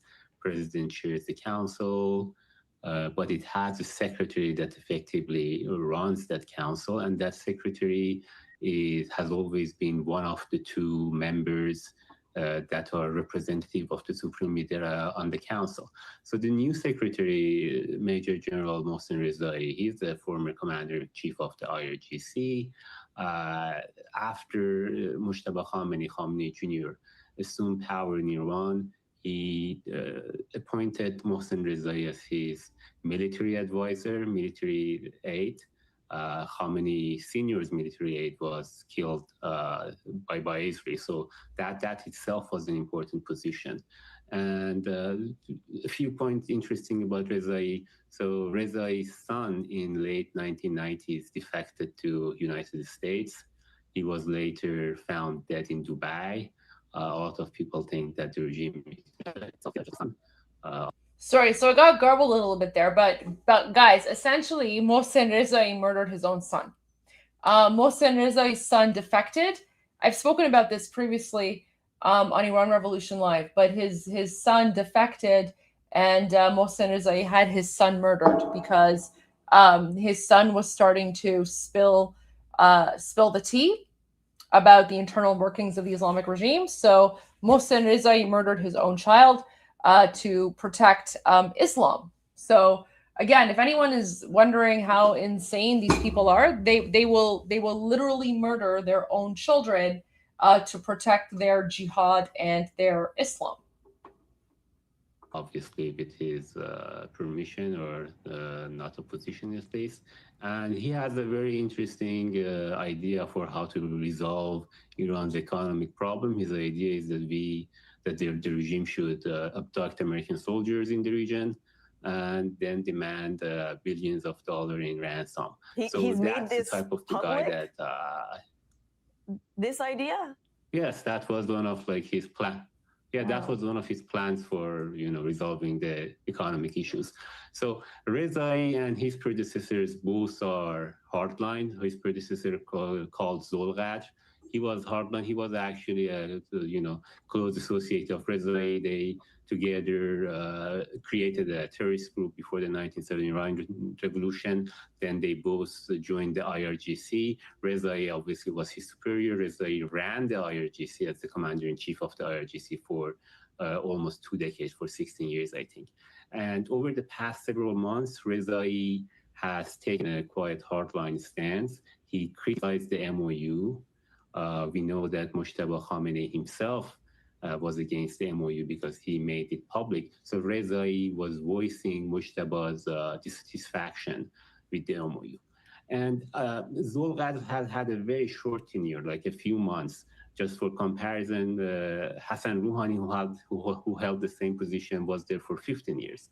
Ali Shamkhani, who was eliminated by Israel, held it for 9 years. So this short tenure that Zolghadr has is very strange, and I think there are two reasons for that. One is that Mujtaba Khamenei is flexing his muscle. Zolghadr was appointed at the time that Mujtaba Khamenei was most likely not very active in state affairs. So now he's flexing his muscle, he's putting his own man there. The second point is that when it came to the MOU, everyone except one member, one of Khamenei's representatives, Saeed Jalili, voted in favor of MOU. That included Zolghadr. And I think that really irritated Mujtaba Khamenei, so that's one of the reasons that he got rid of him. Well, some great perspective on the inner workings of the regime, specifically with these latest appointments. Saeed Ghassaminejad, great to have you with us on I-24 News. Thank you for this insight. There you go. So that was the interview from Saeed Ghassaminejad speaking about some of the internal Durka and what all that means. Now, guys, I want to get to some breaking protests from Iranians inside of occupied Iran. So hot off the press, you probably haven't even heard about this or seen this in the mainstream media yet, but based on videos received by Iran International, a group of nurses in Neyshabur gathered in front of Hakim Hospital on Tuesday. It's not August 20th, it's August 11th. It's Biste Mordad. So this is why, come on, what is that? Copy, right? So oftentimes, unfortunately, the Iranian, like the translations won't work accurately, but this is actually August 11. Okay, so Biste Mordad is August 11, not August 20th. In protest against unpaid back wages and performance bonuses, shortages of equipment and staff, and mandatory overtime, chanting, "Performance bonuses are our right, the money's in your pockets." So guys, there are a lot of people inside of occupied Iran who haven't been getting paid. And I've been saying to all of you for the past several months, right? The economy is a big deal. And a lot of people are focusing on the boom booms, but a lot of people are forgetting about the economy and the economic impact. And, you know, the Iranian people right now, 70% live below the poverty line, but also many are not getting paid. And remember, President Trump and Scott Bessent and Marco Rubio and others, they've actually mentioned and spoken about how the economy inside of occupied Iran is pretty much dead because of the failure and mismanagement of the Islamic regime, right? Because Iran is currently occupied by a bunch of inbred, uneducated Durkas whose only education is reading the Quran, which basically talks about how you know, a woman's worth is less than the left testicle of a man. And I spoke about that in the previous episode of Iran Revolution Live. So if you want to understand why Shia Muslims believe that a man's left testicle is worth more than the life of a woman, go and watch the previous Iran Revolution Live. But that's basically the Quran, right? Like that's their religion, that's their ideology. So, you know, in that sort of ideology, obviously they're not going to know how to run a country. And the economy has gone to hell. And keep in mind, the entire Iranian Revolution started on December 28 with the collapse of the rial, when the rial went to a historic low of 1.4 million rials, is the equivalent of $1 US. So the situation has been worsening, and I guess it's gotten to the point where people can't afford to pay their rent. They can't afford to buy things, right? So guys, there's not a lack of supplies, right? So it's not like there's a lack of food. There's food, there's merchandise, there's everything inside of occupied Iran. The issue isn't the lack of food, right? It's not like Ethiopia where people are just starving. The issue is that the value of the rial has gone down so much.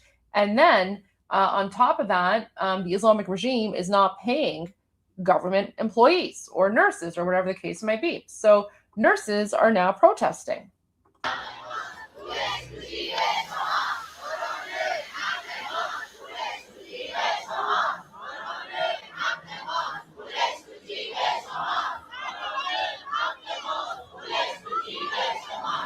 You know what? I actually find it really interesting that they're waving the Durka flags. Okay. I actually, you know what? I guarantee you guys, I know why they're waving the flag of the Islamic regime there.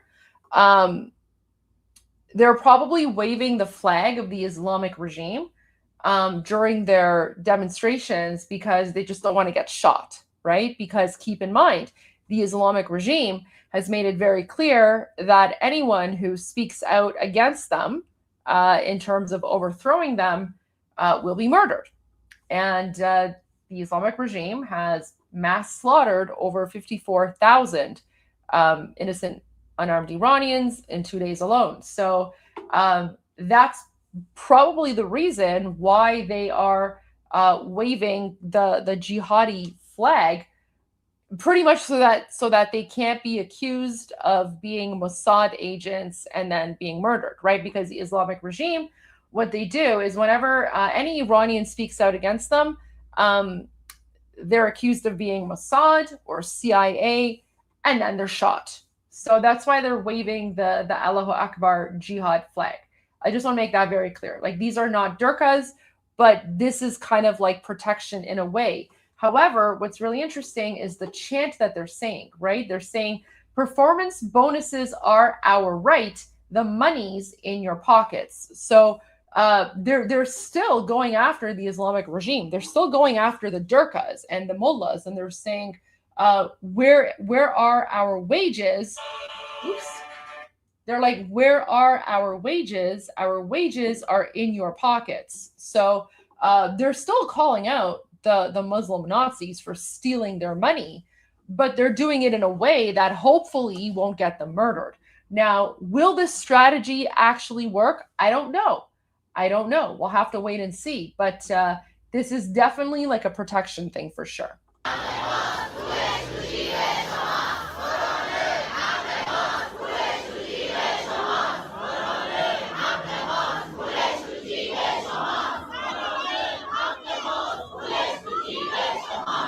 You guys have to remember, any demonstration that criticizes the Islamic regime, you're pretty much putting your life on the line, right? So just this in and of itself,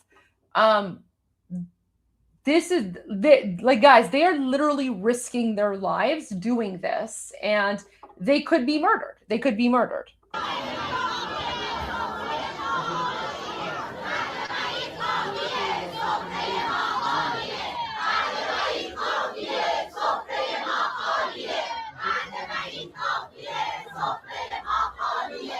So they're saying sofre ma khaliye, which means pretty much like our fridges are empty. Our fridges are empty. So they're saying like we don't have money to buy food.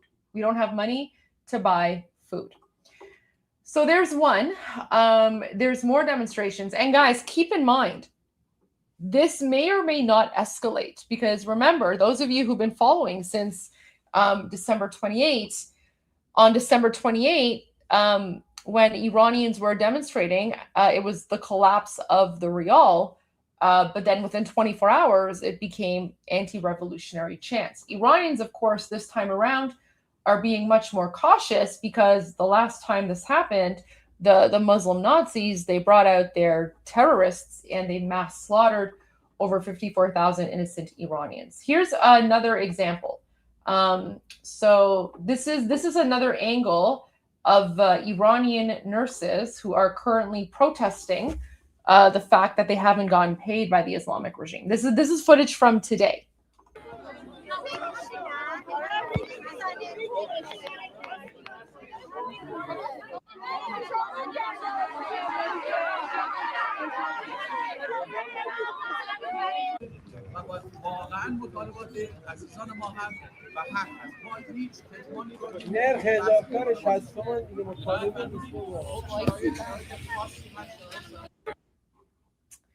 Can't hear what the guy's saying in the back.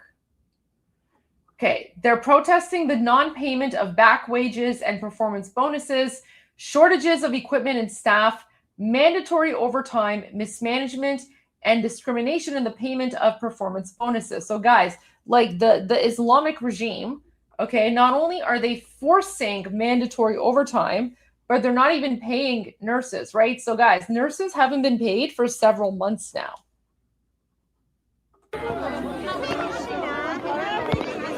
And by the way, like the reason that all the women are wearing this black thing, that's called a makna'eh.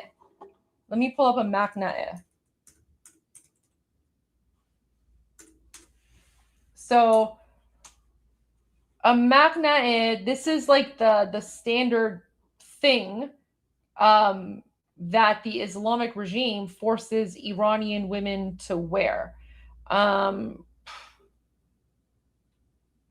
it's like a type of hijab, right? So and they for like this is the standard thing. Let me pull up this image here. Ugh. Just like even looking at like images of this stuff is like traumatizing. But anyway, so this is the maknae, okay? So it's like there's different types of hijab. So hijab basically means Islamic covering, right? There's different styles. So you have you have the burqa. The burqa is the one, like the burqa, right? The burqa, that one like covers your entire body or something. You have the niqab. The niqab is the one that I think only shows your eyes. I might be mistaken. I think the niqab is the one that just like it covers your face and only shows your eyes. And then you have the burqa. I think the burqa is like the thing that just covers all of you so that you can never see a woman. And then this one is called the maknae. This one is more prevalent in Iran. So just showing, I think hijab covers the head and burqa covers the face. So hijab, so this is a clarification. Hijab is the name of any kind of covering. Okay, so any sort of like whenever a woman covers herself with like some type of covering, it's called hijab. And then there's different types of hijab. So there's the burqa, and the burqa I think is like the whole thing. Let's see. Burqa versus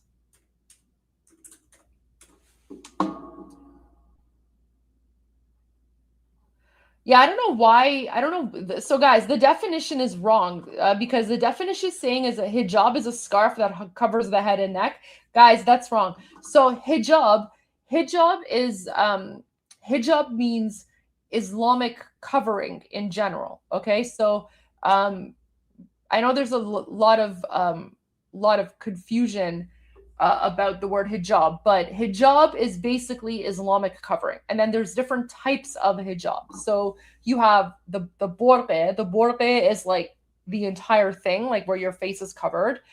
You have the niqab, which is niqab, as I pronounced in English, because there's no letter q. So the niqab is the one that covers your face, but not your eyes. And then this one here, this one is called the maknae. This one is predominantly found in Iran, and this is the standard uniform for women, whether they're at work or whether they're at university or whether they're little girls going to school, right? So even like schoolgirls have to wear the maknae, right? So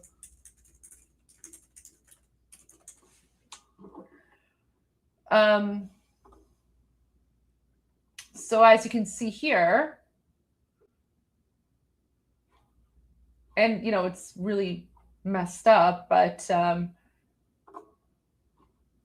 here, open image in new tab.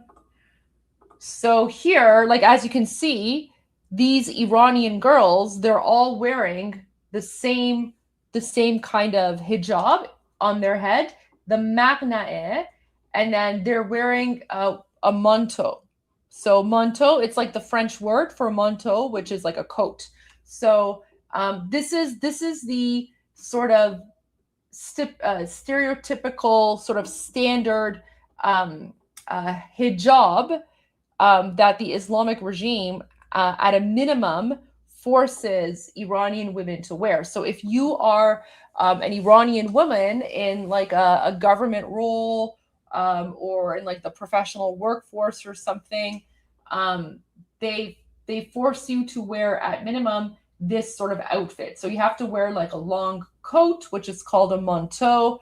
I'm not critiquing Durka fashion. There's a reason why I'm explaining this, because this is the standard uniform. Okay, so as you can see, the schoolgirls they have to wear the maknae and then the manteau. but this is the standard uniform. So going, and then of course, like you can see Iranian schoolgirls, of course, they hate it.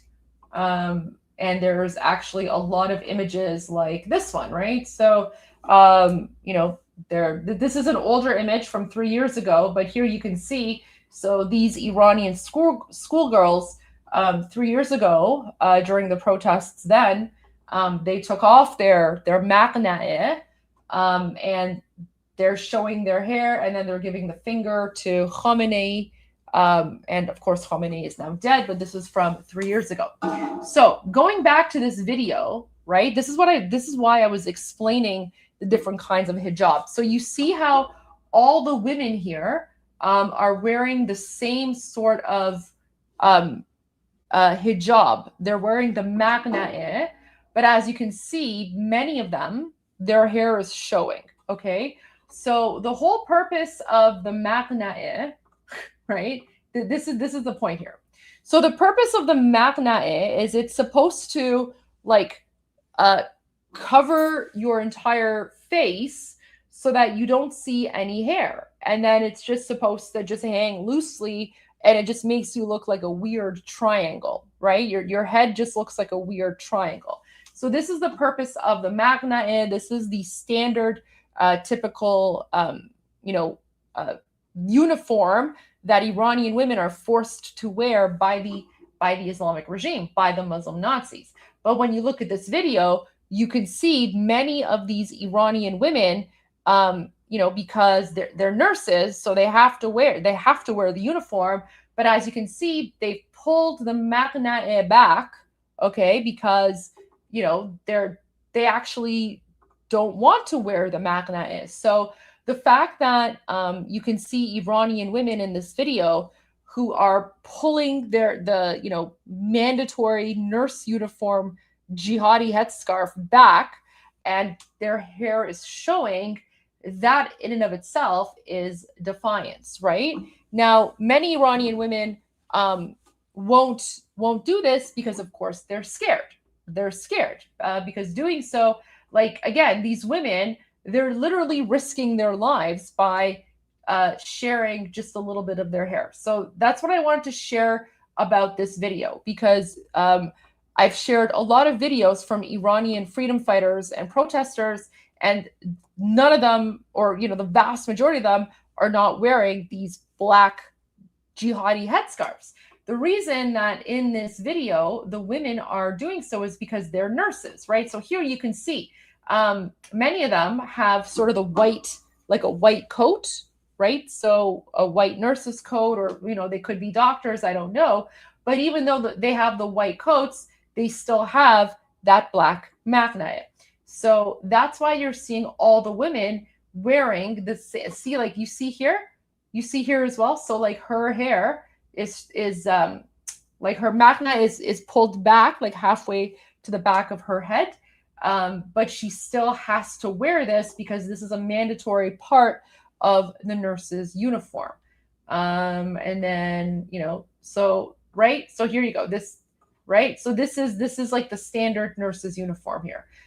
So all of these people, Iranian men and women, are protesting against the fact that, they haven't been getting paid, and they have the jihadi Allahu Akbar Durka flag there so that they hopefully won't get shot, just for the fact that, they are speaking out against the Islamic regime. But of course, you can see many of them are showing their hair. They've pulled the maqna'eh back. So there you go, guys. That's, these are the small minor details that, like, we Iranians, right? Like, because this is where we're from, we're used to all this stuff. We know what's going on, but I'm always happy to share all of these details with you. And guys, let me know if I get in depth into these sorts of things. Is this interesting? Like, do you guys appreciate like getting this sort of in-depth understanding, or am I like getting too much into the details and you guys just kind of want the broad overview perspective? Let me know, because if I'm getting too much into the details, And if this is like boring, I can like not get into the details. But oh, you guys appreciate it? Okay, thank you. All right. I mean, as long as you find it interesting, right? Because I mean, I already know all this stuff, but if you guys find this interesting, then I'm more than happy to share.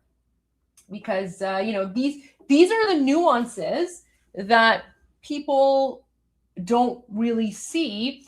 And then, you know, these are the nuances where then, you know, for example, you'll have the Durkas, and the Durkas will be like, oh, look, everyone's wearing a hijab, so they must love Islam, right? But there's a reason why they're dressed like this, right? But then they also purposely ignore these sorts of things as well, right? Because they want everyone to think that Iran is, you know, jihadi, and we're not. But it's not just the nurses, guys. It's not just nurses who are protesting. Videos received by Iran International show that a group of telecommunications retirees gathered in Isfahan on Monday, August 10, and chanted slogans such as, "We built telecommunications, the IRGC took it, and we lost." Basically referring to like losing their pensions, I believe. Let me just double check here. Let me see what they're saying.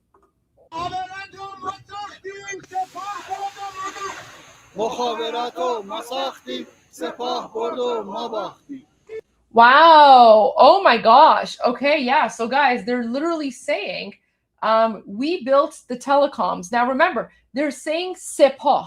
Sepah is another one of the ways that we refer to the Islamic Revolutionary Guard Corps, because in the Persian language, we call them Sepah Pastaran Jomhuri Ishali. So you can hear them say Sepah, okay? Which means, like, so these are people who are part of the telecoms industry, and they basically developed and built the telecoms industry, and now it's been destroyed, and I'm assuming their pensions have also been destroyed. So these retirees are now, they're actually openly protesting the Islamic Revolutionary Guard Corps. If we go to our Boom Boom Bingo sheet, so on our Boom Boom Bingo sheet, those telecom retirees are now actively calling out the IRGC. IRGC, also known as Sepah. Sepah Pastaran. Sepah Pastaran Jomhuri Ishali. And yeah, so here they are, they're demonstrating. Again, like they're literally risking their lives by doing this, right? Anyone who calls out the Islamic regime or anyone who calls out the IRGC, they're risking their lives.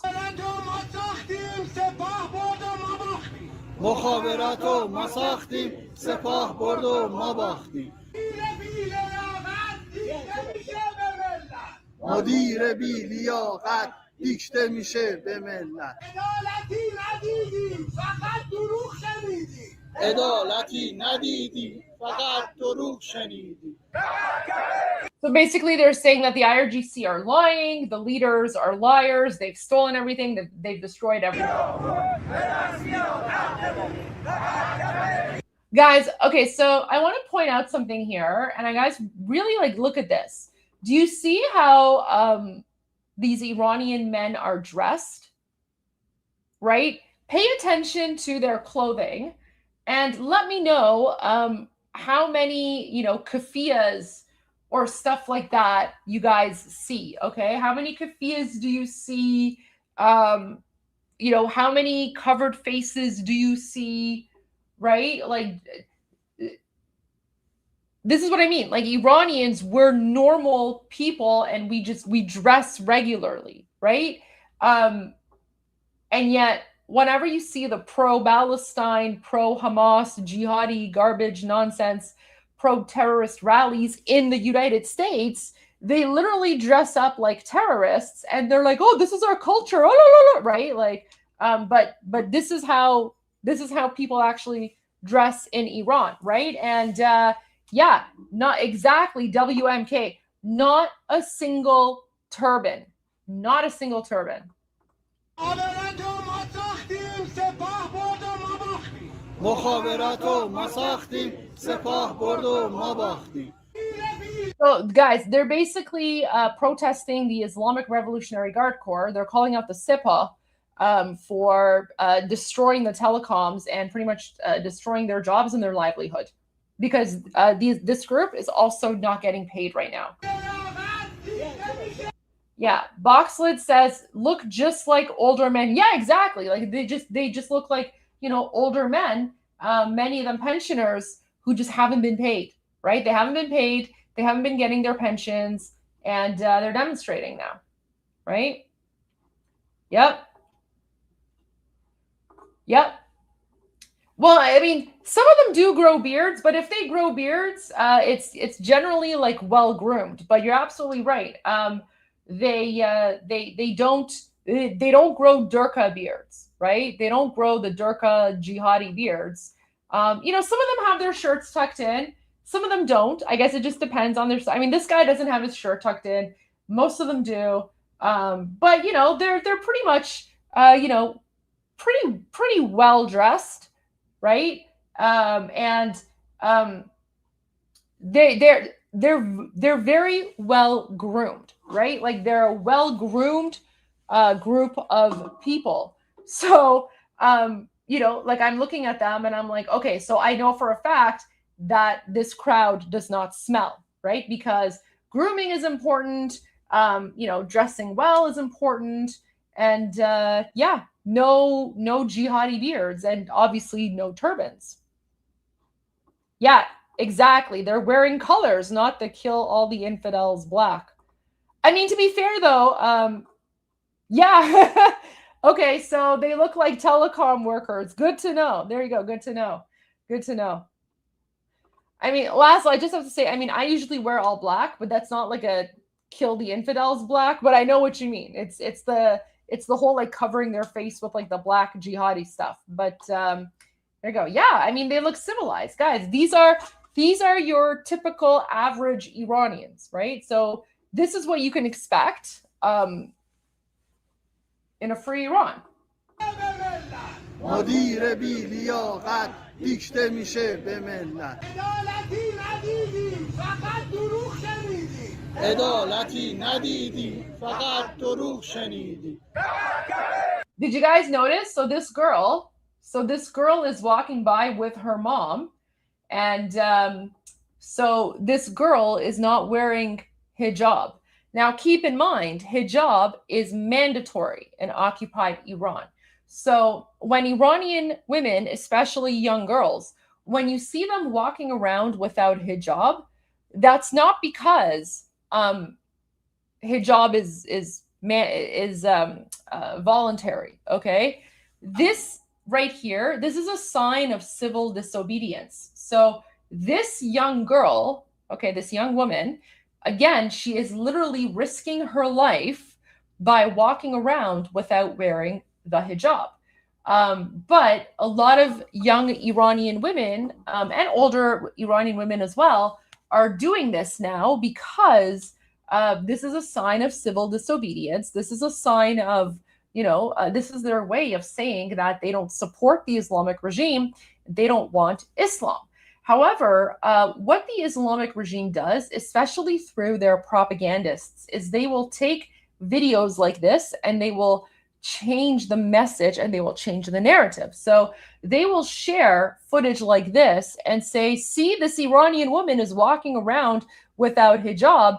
Therefore, Iran is a free country and everyone who is complaining about mandatory hijab are lying because obviously Iranian women can walk around and show their hair. So that's how they lie and that's how they change the narrative, okay? Because hijab is mandatory. And in fact, I've shown videos in previous Iran Revolution lives where the Muslim Nazis are literally saying that the fact that Iranian women are walking around without covering their hair, this is a threat to Islam, and they need to make Iran even more Islamic so that they don't show their hair. Stanley says same thing for foreigners. Yes, whether or not you are an Iranian woman or a non-Iranian woman, if you are in Iran, regardless of your religion, you are mandated to wear the hijab. You have to wear the hijab. It is Islamic law. And you know, I don't want to mention that the Pakistani the Pakistani, you know, rat or whatever, bush rat. But so what's really funny about bush rat is that you know, this Pakistani terrorist lover, I call her Sighe Khanum. But anyway, so this Pakistani, she went to occupied Iran. She was invited by the Islamic regime to go, and you know, she's walking around basically like, oh look, my hair is uncovered. Iranian women are free, and you know, no one's bothering me. Yeah, that's because you're literally making a promotional propaganda video. However, what's really funny is that literally right after that, she had to go on Islamic regime Durka News. And when she went on the Durka News network, her hair was covered, right? Her hair was covered because there's no way that the Islamic regime is ever going to allow, you know, a woman showing her hair on Islamic regime TV. So there you go. They had to, like, the bush rats, the Pakistani bush rats had to cover her hair when she went on Durka News Network. And again, but this is how they lie, right? So they're basically all propagandists. Someone is asking, how does the regime decide who to arrest and not bother? So it depends. So it depends on whether or not they catch you. First of all, they have to catch you. It depends on what neighborhood you're in. If you are in a rich, affluent part of the country, then the Islamic morality police, they're not going to bother you, because generally speaking, the rich, affluent parts, that's where the children of the Islamic regime members live, right? So it's night and day. So a lot of times, you know, propagandists of the Islamic regime, they will share footage of, you know, northern Tehran, for example, and they'll be like they'll literally show northern Tehran, you know, a tiny little community within a bigger city and within a, you know, country of 90 million people, and they'll show northern Tehran and be like, look, everyone is walking around free. Iran is free. Meanwhile, the reason that they can do that over there is because, of course, that's the rich part of town. If you're a child of someone who's within the Islamic regime, they're not going to bother you. Or if you're rich enough that you can bribe the Islamic morality police, you know, then when they want to come and arrest you for, you know, showing your hair, you basically pay them, you bribe them, and then they leave you alone, right? So, but unfortunately, the other 95% of Iranian people don't have that privilege, which is why, you know, a lot of Iranian women are victims of sexual assault and, of course, are murdered by the Islamic regime for showing their hair. So that's the context behind this. So this young woman, and again, yeah, like, guys, this right here, I'm not even joking. The fact that her ankles are showing, this is also illegal. This is also illegal. Iranian women have been arrested and dragged away by the Islamic morality police for showing this much ankle. Okay, like, this is not allowed. Your pants are supposed to go down. So she's with, I'm assuming this is her mother. As you can see, her mother has like a headscarf, but it's more loose. And then, you know, she's wearing a longer skirt. But the younger one, her daughter, right? So there you go. Like, this right here, totally illegal. But this gives me a lot of hope, right? I mean, this gives me hope. This should also give all of you hope, because when I tell you that we Iranians, we're not Muslim and we don't want the Islamic regime, this is what I'm talking about, right? This is how brave our Gen Z is. Like, I don't want to be biased, but I kind of am. I feel like Iranian Gen Z are literally some of the bravest Gen Zs in the world, because they're risking their lives every day. And of course, the vast majority of Iranians who were murdered on January 8, and 9 by the Islamic regime were Gen Z. They were Gen Z. So there you go. That's the context behind this, woman, this mother, I'm assuming mother and daughter, right? And then if we just continue, you can see the telecoms workers, right? Like they're just, dressed like normal people. No Durkas. I mean, this one even has a baseball cap, right? Like no Durkas here. And they're just protesting the Islamic regime. They're protesting the Sipah. And they're saying, where are our wages? We want our wages. You guys lied to us and you stole our money. So these are the Iranian pensioners right here, right? So just normal, regular, average-looking people who are protesting the fact that the Muslim Nazis have stolen their wages. Now, speaking about the hijab, because remember, guys, I told you guys that not wearing the hijab is literally risking your life. So this woman, this Iranian woman, she was caught by the Islamic morality police, and she was forced to change clothes in the street because of her lack of hijab. So let's watch this video together. This is also recent footage. This is from yesterday, August 10th. Okay? عزیزم خانم محترم خیلی کار زشته ترکیه هم شما نمیتونی اینجوری بری بلند شو لطفا برو باشه چه حرکتیه میگم چه حرکتیه تو حق نداری اینجوری بچرخی سریع برو خودتو جمع کن برو داخل ماشین تا نیومدم همونجا وایسا غلط کردی شو میای بیرون خفه شو غلط کردی شو میای بار آخرت باشه چه که میاد نیست گفت شو ببینم وایسا پدر صدا غلط میکنی شلوار پوشیدی برو گم شو همینجا بکن پاس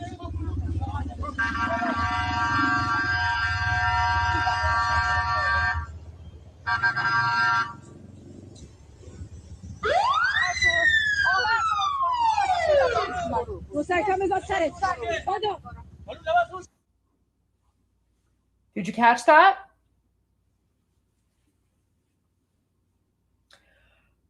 I was just speaking about hijab and how they force you, right? This is the stuff that the propagandists don't want you to see. So, this is why that garbage Pakistani, Sighe or whatever, I call her Jind Khanum.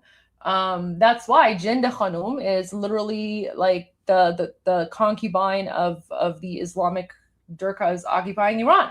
Let me go back and I'll read the subtitles this time for those of you who are following along and can't read the subtitles yourself. So I'm not exaggerating, right? I'm not exaggerating because this footage, this is from yesterday.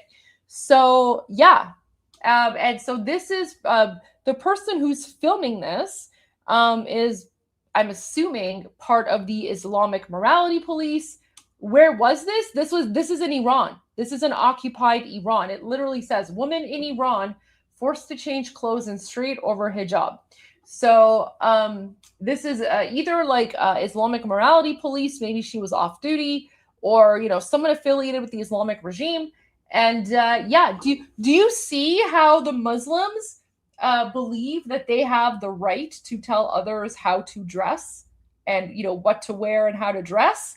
Yeah, guys, this is why we tell you that Sharia law is incompatible with Western civilization, and this is why we tell you not to allow this ideology into your country, because once you allow this ideology into your country, this is how they operate. This is how they behave.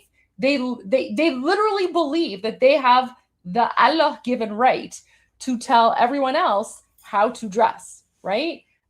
So let's watch this again, and I will read the subtitles for all of you guys.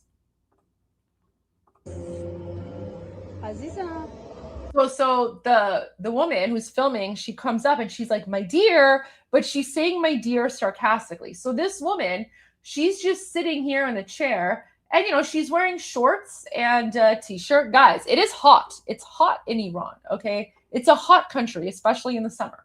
So wearing shorts and a t-shirt is normal. So now this like hijabi, yeah, the Fatih commando, exactly. This is a Fatih commando. So the Fatih commando comes up to, and guys, Fatih commando, that's like the Islamic regime version of Aunt Lydia. So anyone who has read The Handmaid's Tale, or if you watched The Handmaid's Tale, the ants, like Aunt Lydia and others. Yeah, so the Fatih commandos are like the Islamic jihadi versions of the Aunt Lydias. In fact, Handmaid's Tale was inspired by the Islamic regime. So this Fatih commando walks over to this Iranian woman who's just literally, she's just sitting there minding her own business, okay? She's sitting there minding her own business. The hijabi Durkha, the Muslim woman, goes up to her. And then the Muslim woman's like, "My dear," and then the woman's like, "Yes." And then the Muslim woman is like, "Your trousers," right? She's basically like, "Where are your pants?" And then the Iranian woman responds, "I'm waiting for my child to come from there." And then the Muslim woman says, "This is disgraceful behavior," right? Because according to Islam, if you're wearing shorts, that's disgraceful, right? If you're showing your legs, that's an insult to Islam. And then she says, "You can't go like this even in Turkey."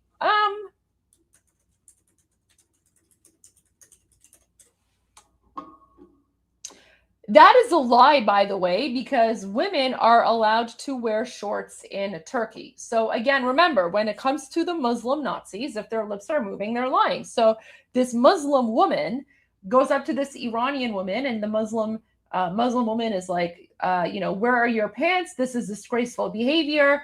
You can't go like this even in Turkey." And then the Iranian woman just ignores her, right? And then the Muslim woman says, get up and leave," right? Like, do you see the audacity? Do you see the audacity that the Muslims have when they're in control? Yeah.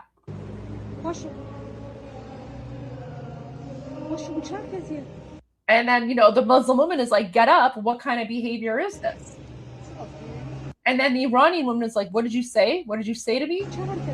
And then the Muslim woman says, "What kind of behavior is this?" Guys, imagine having the audacity to go up to someone else and say, "Your behavior is disgraceful because you are not dressed according to the rules of my religion," right? Keep that in mind. Keep that in mind. The Iranian woman, right? The Iranian woman is sitting there minding her own business. The Muslim woman is going up to the Iranian woman and saying, "Your behavior is disgraceful because you are not respecting my religion. You are insulting my religion by not wearing pants or covering up." Guys, welcome to Islam. Welcome to Sharia law. Yeah, this is the ideology that you guys are mass importing into your countries, right? Now, when they're in the minority, okay, they're like, "Islam is peace, blah, blah, blah, blah, blah, freedom of religion." However, this right here, this is what happens when they're in the majority, okay? Take this as a warning. This is what happens when they become the majority. This is what happens when they build their super cities and their complexes or whatever, because you know what happens? Then they're going to say, "Oh, this area is a Muslim majority area, and you have to respect our culture, and you have to cover up, you have to cover yourself out of respect for our culture." That's how it starts. It's not actually culture, it's their religion, right? And then This right here, this is what happens when the Muslims take over and they import Sharia law and they force Sharia law on everyone. Okay? And then now the Muslim woman literally starts yelling at her. The Muslim woman is like, I told you, what kind of behavior is this?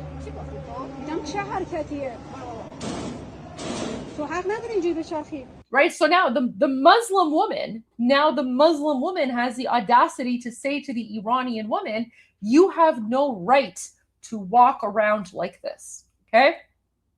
So the Muslim woman is saying to the Iranian woman, you don't have a right to walk around wearing shorts. And then the Muslim woman says, go quickly and pull yourself together. And then yells at her, get in the car before I come over. And then the woman's like, stay right there, because now this Muslim woman, she's probably going to call the police, right? So now that Muslim woman is going to call for backup, right? So she's calling for Islamic morality police backup, right? Because remember, the very act of wearing shorts, that's an insult to Islam. And we women, we don't have the right to wear shorts because that is considered an insult to their religion. Yeah. Well, welcome to Sharia law, guys. And then she's like, you're damned wrong to come out dressed like this. She says qalat kardi. Qalat kardi is a very, very rude and crude way of saying you're wrong. You're wrong to come out this way. So qalat kardi it's almost swearing. It's not swearing, but it's very rude, and it's just a very crude thing to say.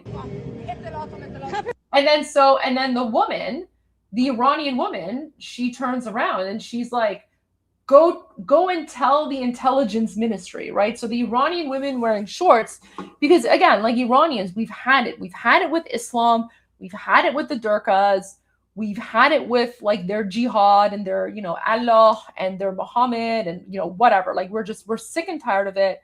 We Iranians, we're not Muslim, we don't want anything to do with their religion. Take your religion, just go back to Saudi Arabia where you belong and leave the rest of us alone. Right? So that's why this Iranian woman, she's like, go and tell the intelligence ministry. And then the Muslim woman who's harassing her basically says, shut your mouth. But she says it very rudely, right? She says she says it in the swear word, right? I mean, it's not really a swear word, but it's very rude, right? It's how okay. I know there's children watching, so I don't know. Yeah, there you go. I mean, the subtitles say it, right? So that word, shut up. So when the Iranian woman says to the Muslim woman who's harassing her, she's like, go and tell the intelligence ministry. The Muslim woman responds with, shut up. Right?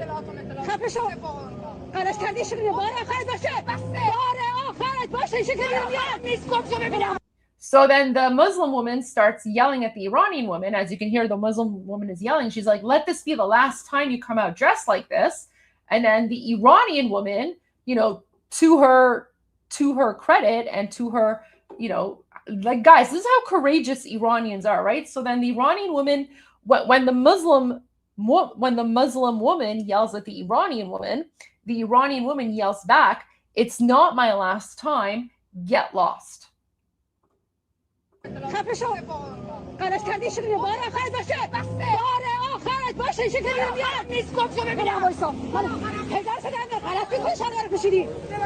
then she says, wait, I'm going to deal with you. And then she's like, how dare you wear trousers like this, right? So again, all of this is happening because this Iranian woman is wearing shorts on a hot summer night. And again, hijab is mandatory in occupied Iran. So guys, this is what I mean. When I say that when Iranian women, they go out and they're not covering themselves up, that's not because they have the freedom to do that. It's because it is an act of civil disobedience, right? So this is a way of peacefully protesting the Islamic regime and basically saying that they don't want Islam, they don't want Sharia law, but of course they're harassed. They're harassed, but stuff like this never really makes it to the mainstream media. So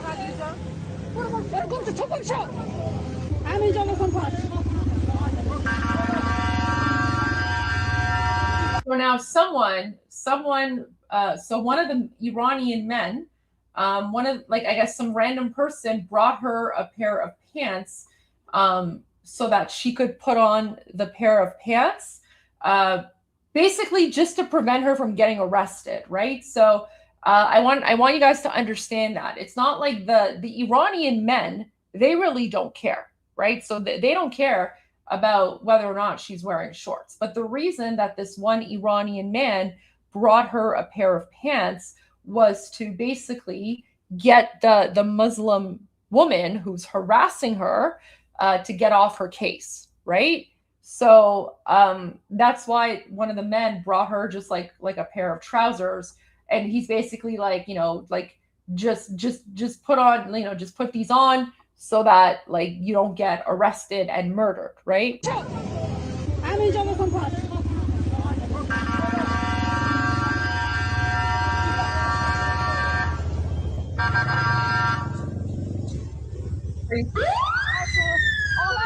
So this one is actually part of the Durkas, just from the way he's reacting and his hand gestures. I can tell that he's with the woman.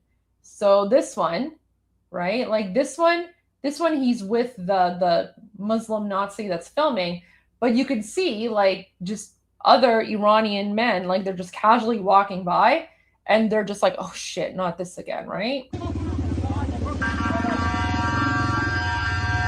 But this is what I mean, right? So when I say that Iran is occupied, this is what I'm talking about, because the vast majority of Iranians literally don't care, right? It's just the 5%, 3 to 5% of the population which supports the Islamic regime, and they're all part of the system, okay? They're all part of the system.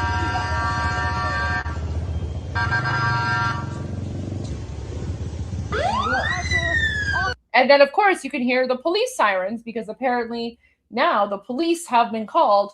And why were the police called, guys? The police were called because this woman dared to wear shorts on a hot summer night. And this right here, this is a crime against Islam, right? So this is what happens when you allow Sharia law into your countries, when you allow the Muslims to take over, when you allow them to convince you that Sharia law is equal to all other laws. This is the end result, right? And guys, there's a reason why there are no-go zones in Europe. There's a reason why there are no-go zones in Europe. And those no-go zones are the Muslim majority zones, right? So anywhere where there's a majority of Muslims, yeah, even if you don't follow their religion, you still have to dress a certain way, right? And of course, this is what happens when you allow them to take over your country. So, warning to all of you. And that's not the only one. Here's another one, okay?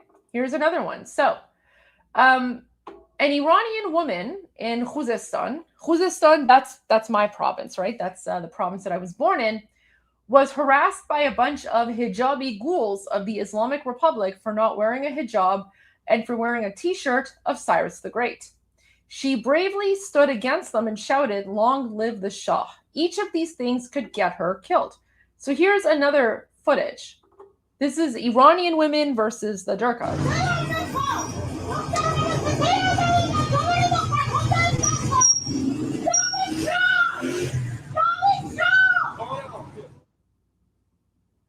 There you go. So this is the Iranian woman here. And you can see these are the Dementors, right? Remember, the Dementors, they're all wearing, like they basically are wearing garbage bags, right? And only their faces are showing. So guys, this is again how you can tell the difference between Iranians and the Durkas. So this Iranian woman, she's literally in Iran. She's not wearing her hijab. And I guess the Durkas basically were going after her because she was wearing a t-shirt of Cyrus the Great. So she was wearing this t-shirt, okay, showing Cyrus the Great. Cyrus the Great is the founder of the Persian Empire.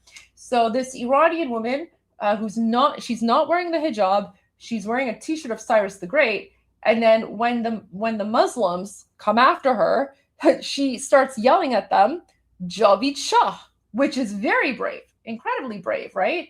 So there you go. She's waving her headscarf or something, and she's like, Javid Shah.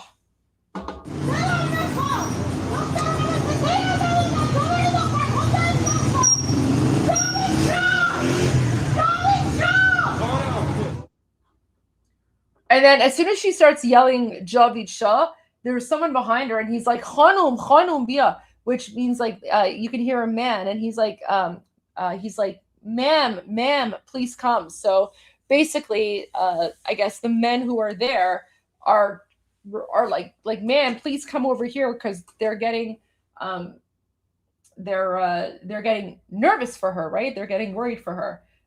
No, she's not the Karen. The Karens are these ones here. The Karens are the ones that look like walking trash bags, right? So this Iranian woman is yelling at the Karens who were harassing her because she wasn't wearing Islamic hijab and was also, wearing a t-shirt of Cyrus the Great. So she's not the Karen. She's a real Iranian woman. The Dementors are the Karens. Here you go. One more time.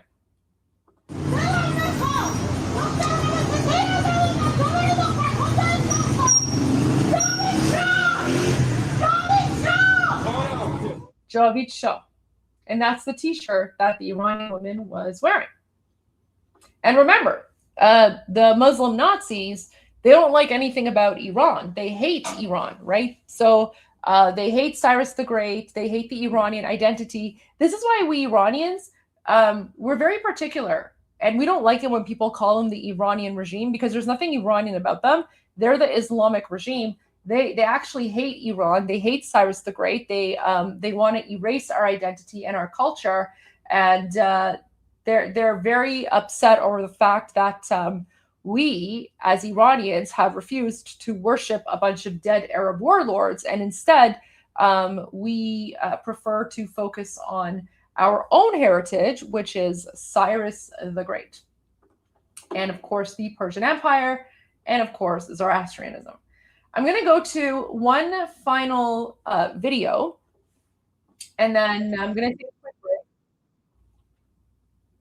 I'm going to actually a few more videos, and then of course your super chat. So guys, anyone who has questions or comments for me, now would be the time to ask them in the super chats, because I'm going to get to that momentarily. But there you go. So Iranians are still fighting against the Islamic regime.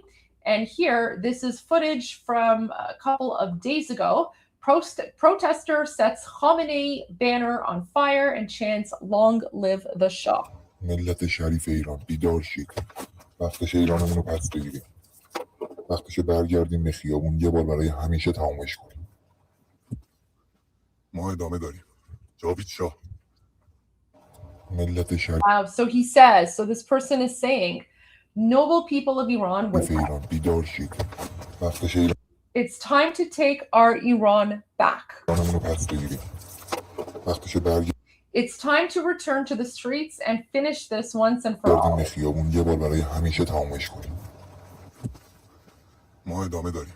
And then he says, we carry on. جاوید شاه. And then he says, Javid Shah, long live the Shah. And of course, he is burning an image of Khamenei, the dead supreme dictator.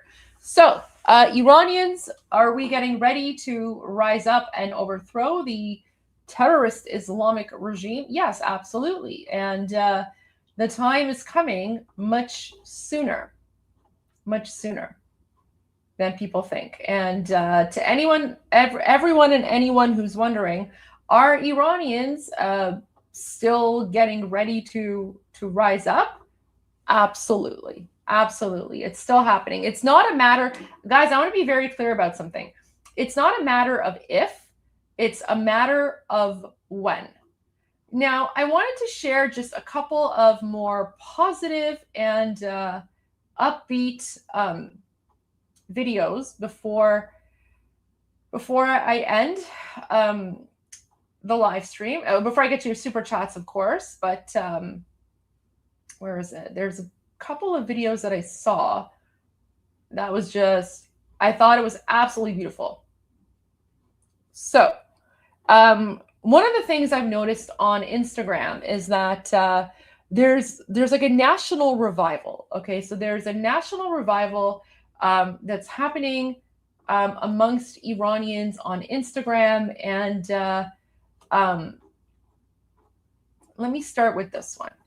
Where is it? Where is it? Where is it? Here we go. So this video, Instagram video is in Persian, but I'll pretty much give you the gist of this video. Or actually, I wonder if I can see the translation. There you go. So this account is called Tarikh Parsi, which means Iranian history. And the caption says, "We've been lied to for years that the dog is filthy." So remember, in Islam, the Muslims say that dogs are haram. In ancient Iran, the dog was a symbol of loyalty and the guard of the house. However, what happened, and you guys will be able to follow along because the video, like the video here is pretty easy to follow along with. So in the Persian Empire, in the Persian civilization, dogs were a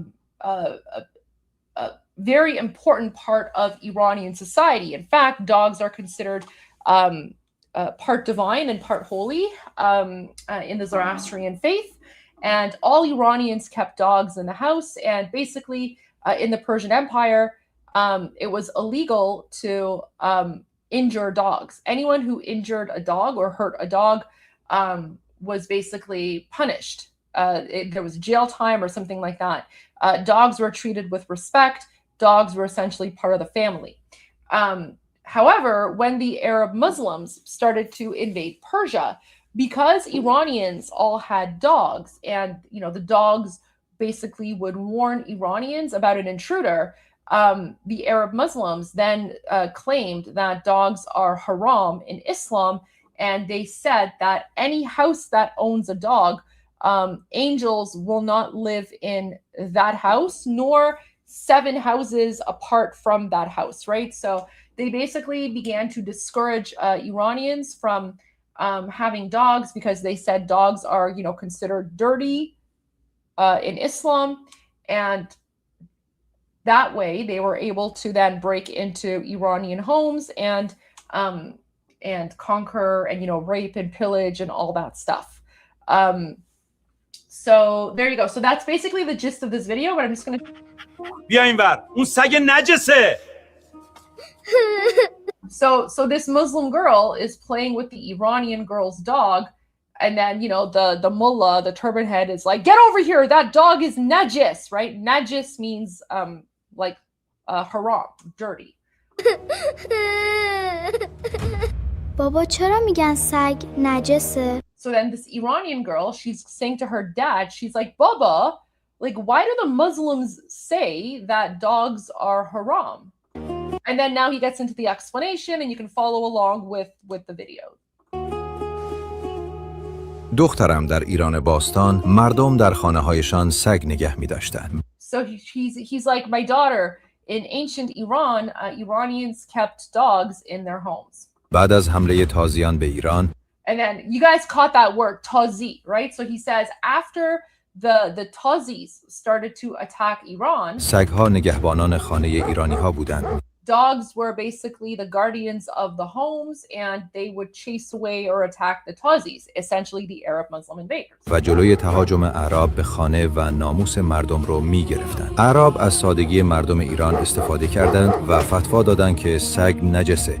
So then he says, then the Arabs gave a fatwa that dogs are dirty. Dogs are unclean, and people cannot keep dogs in their homes. و اگه در خانه باشد تا 7 خانه این طرف و آن طرف فرشته‌ای نمیاد و برکت از آن خانه میره. بعد از این فتوا مردم آن را باور کردند و در ایران باب شد.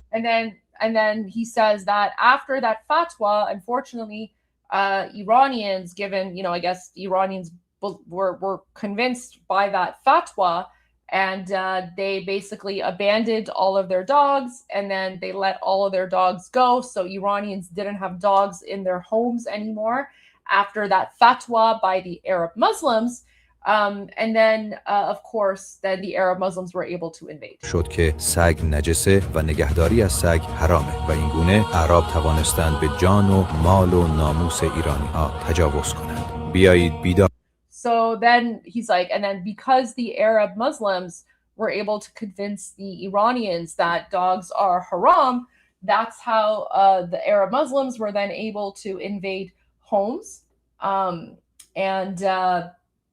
and then, you know, rape and pillage. And then the end of the video says, Biyayid bidar bashim. So the end of the video says, you know, let's wake up.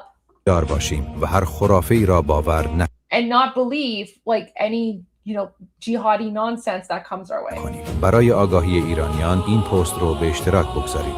And then it says, you know, for the enlightenment of Iranians, you know, share this post with everyone. So yeah, dogs played a very important role in Iranian culture. Actually, guys, so I'm working on a video about the history and relationship of dogs and Iranians.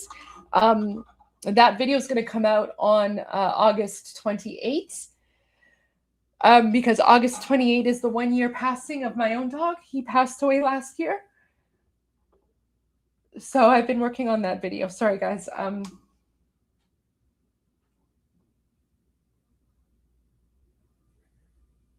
Yeah, it's difficult to talk about. Sorry, guys. Oh my gosh, I was not expecting this. Okay.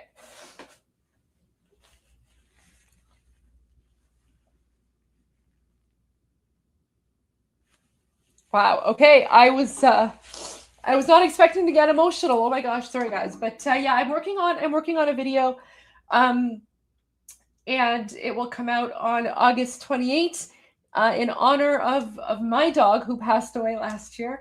I had him for 15 years, and he was basically like family, and he was the best thing that that ever happened to me. And so in honor of my dog Baxter, I will be making a full, like a longer video explaining the importance of dogs in ancient Persia. And I'm also basically going to just sort of talk about this here, but in more detail. It's something that I've been working on for a while. It's just been difficult to get it out there. But having said that, so this is one video, but I wanted to share this one here. Where is it? So if you guys didn't know, so going back to the whole thing about Iranian, you know, like the Iranian Renaissance and everything that we're going through. So the Saluki, okay, so the Saluki is one of the most ancient dog breeds, and it's actually Iranian. So Salukis are one of the original Iranian dog breeds. برای حمایت از سگای ایرانی این دفعه براتون سالوکی آوردیم. یکی از قدیمی‌ترین نژادهای سگ‌ها در جهان. نقش‌های So the Saluki is one of the oldest dog breeds in the world, and it's Iranian. It's Iranian. So Salukis were primarily from Iran, and all Iranians had them, like Iranian royalty, all of that had Salukis. این سگ در بین النهرین و حتی مصر باستان هم دیده شده. نژادی که همنشین پادشاهان قدیمی و فرماندهان در خیمه‌هاشون بوده و رفیق پادشاه. So this woman is basically talking about the history of Salukis, and she's like, you know, they were some of the best companions of ancient Iranian kings. خام بوده. اشرافی تر از این نژاد در دنیا وجود نداره. هم یه همدم خیلی آروم برای خونه است. So she's like, you can't find a better breed than the Saluki. The Salukis, they're very chill when they're indoors. When they're indoors, they just want to chill beside you and hang out. But then she continues and she says, however, when they're outside, they're amazing hunting dogs and they run very, very fast. که در خونه خیلی خیلی با شخصیت میتونن کنار آدم‌ها زندگی کنن و در عین And then she says, in the house, they can live very easily amongst us and, adapt to human life. So as you can see, guys, this is what I mean when I'm saying there's like this renewed sort of renaissance. Like we are going through the Iranian Renaissance right now. And what I really love about this video is that this woman is talking about the relationship of dogs in ancient Iran, because you don't usually hear about this stuff, right? And this is the kind of stuff that the Arab Muslims, when they invaded Iran, they tried to erase and tried to take away from us. But yeah, we Iranians, guys, we love dogs. Iranians have a very special place in Iranian society and culture and in Zoroastrianism as well. حال مثل یک یوزپلنگ وحشی میتونه توی صحرا دنبال شکار بده و براتون شکار کنه. اشرافی تر از این نژاد در دنیا وجود نداره و ما آب در کوزه و گرد جمال میگردیم. She's like, there's no better breed in the world than the Saluki, and we're basically lucky to have them. So just a little update about dogs. Okay, now this is what I want to share. So this song on Instagram, I'm assuming this is going to be copyright striked, which is fine. You guys listen to it now. For the video rewatch crew, guys, I'm so sorry. If I have to edit this part out, I do apologize. It's just the audio might be copyrighted, and then YouTube is very difficult about this. But for those of you who are watching on YouTube, if you get to this part and all of a sudden it cuts out or you don't hear the audio, go to Rumble, because all of these videos are available on my Rumble account as well, unedited. So this song is going viral, and it's basically it's like a Zoroastrian song. So it's a Zoroastrian song, and it's just going viral. And this is ancient Persian reliefs, right? So I just want to share this with you, because this is what I mean when I say that Iranian people were going through this renaissance, and we are pretty much, as a nation, we've already rejected Islam, but we are embracing our ancient Zoroastrian roots, right? And stuff like this is like 3,000, 4,000 years old, right? And this right here, even for me, just watching this, like this just sings to my soul as an Iranian. I don't know how to explain it. It's almost like maybe like genetic memory or something. I have no idea, but I just want to share this with you because it's just very, very beautiful.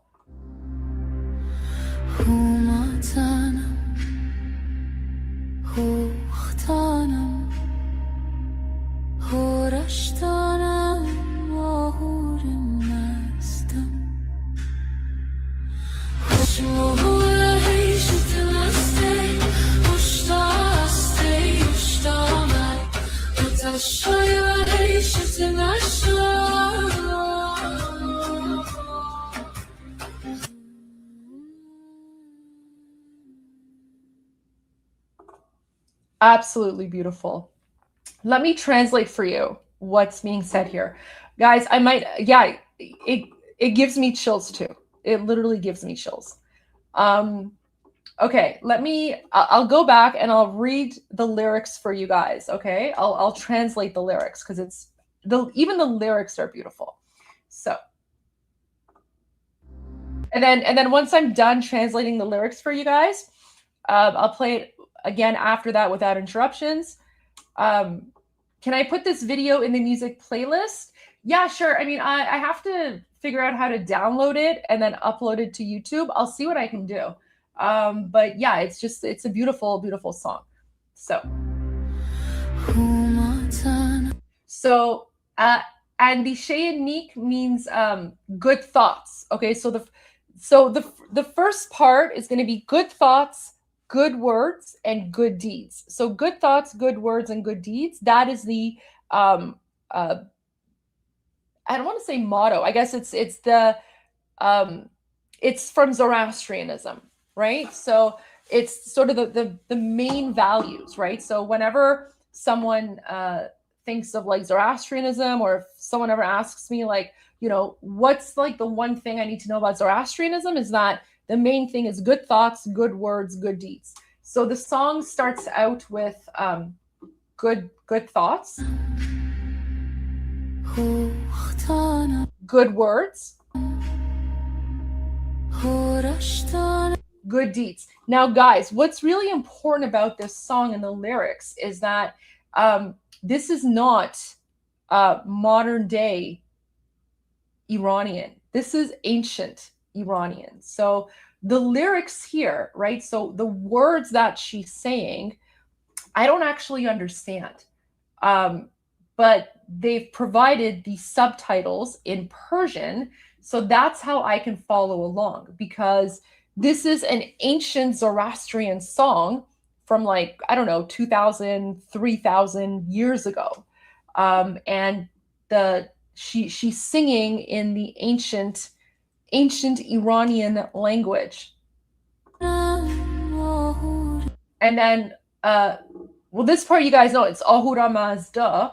Ahura Mazda is, the basically God. So Ahura Mazda.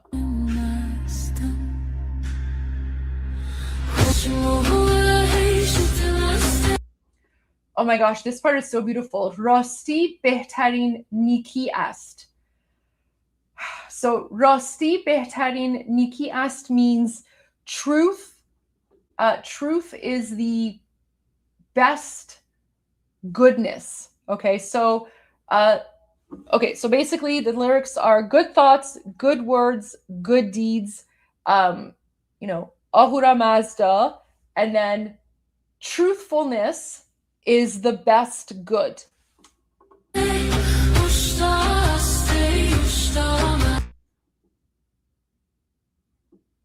And then خوشی و سعادت برای کسی است که. So then it says happiness and blessings are for those who. Wow.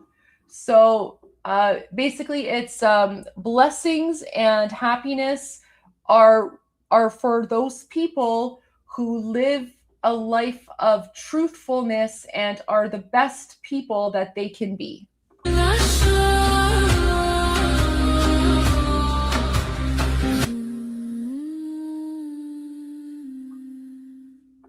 There you go, guys. Okay, so here's pretty much the lyrics summarized. Good thoughts, good words, good deeds. Ahura Mazda. Truth is the truthfulness. Sorry, truthfulness is the best goodness. And then happiness and blessings are reserved for those people who live a life of truthfulness and honesty. That's pretty much the lyrics of this song, right? Guys, this is Iranian culture in a nutshell. Iranian culture, Iranian religion, Iranian ideology, right? So for those of you who are wondering, why or how is it that Cyrus the Great, the founder of the Persian Empire, did all these amazing things, and he freed the Jews from the Babylonian enslavement, took them back to the Promised Land. He basically created the Cyrus Cylinder, founded the basic notion of human rights and equality of religion, and men and women were equal, and dogs were protected, all animals were protected, right? It comes from the Zoroastrian ideology and the Zoroastrian faith, which is Iranian. So now that I shared the lyrics, now I'm gonna go back and I'll just play the whole thing one more time with no interruptions, because now you guys know what this basically means. And it's so inspiring, right? And this is what I mean when I say that Iranians as a whole society, we're going through this renaissance where we are overwhelmingly rejecting Islam and we're embracing our cultural roots as Iranians, because it's such a beautiful civilization.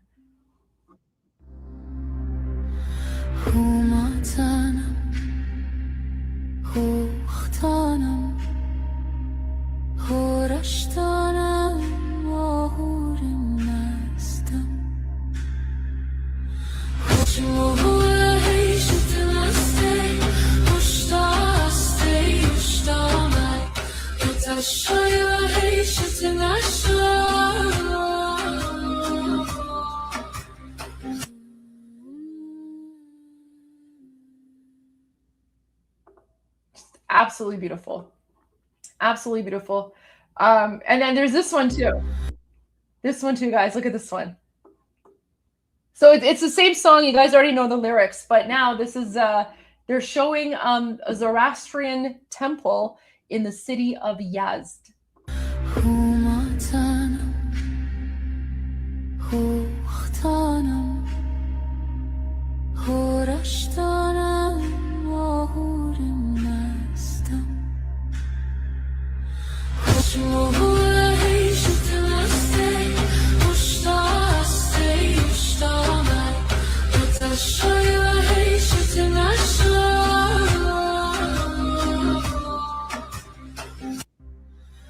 There you go.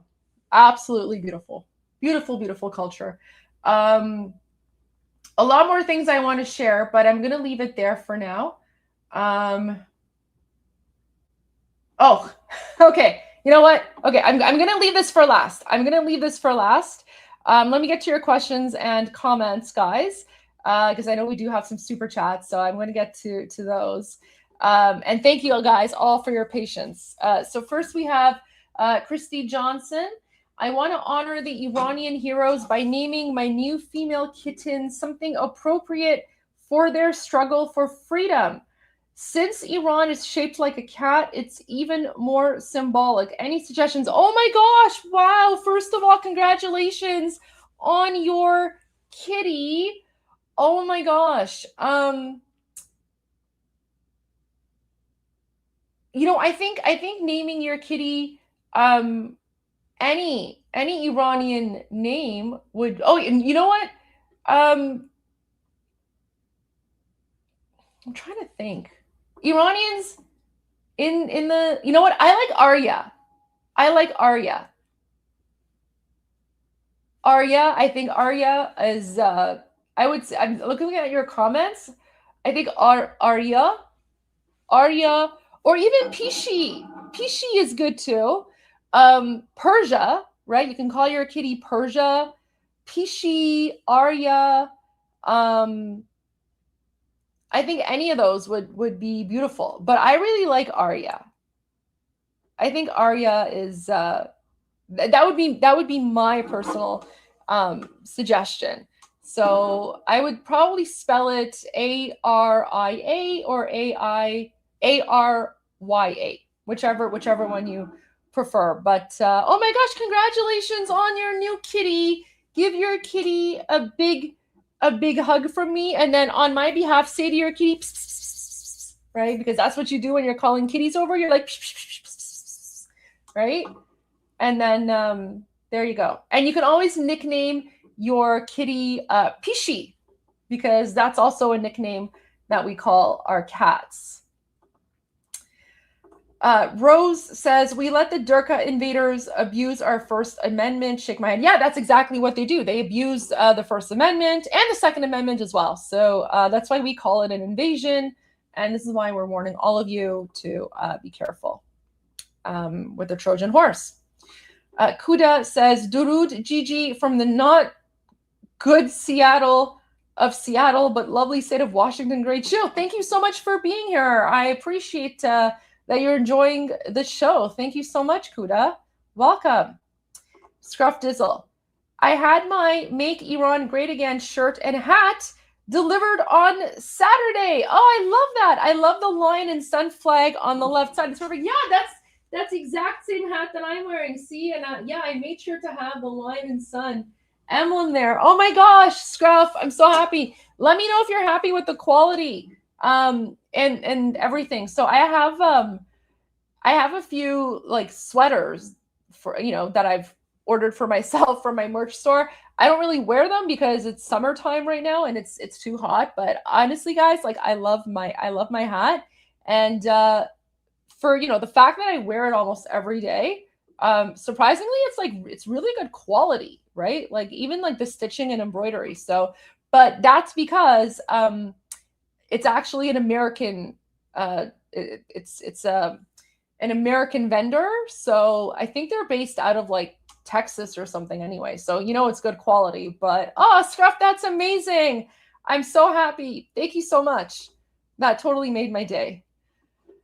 Okay, guys, so I'm going to go to the final video, and then I'm going to end the live stream, but I will be back. Guys, this went on much longer than I thought. Wow, I could speak for hours and hours. But guys, I will be back because there's a lot to talk about when it comes to the, you know, geopolitics and all of that stuff. But I wanted to end on this final note, guys, okay? And this final video, I'll read the captions for you, and the rest of it is pretty self-explanatory, okay? So the captions are 3 things that you will never see, okay? So the captions are 3 things you will never see. And you guys are going to see 3 pictures of things that we will never see.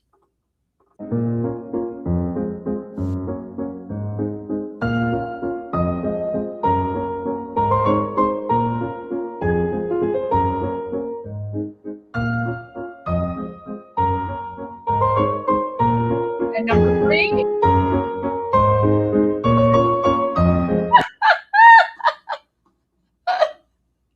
So 3 things that you're never going to see. Number 1, dinosaurs. Number 2, aliens. Number 3, mujtaba.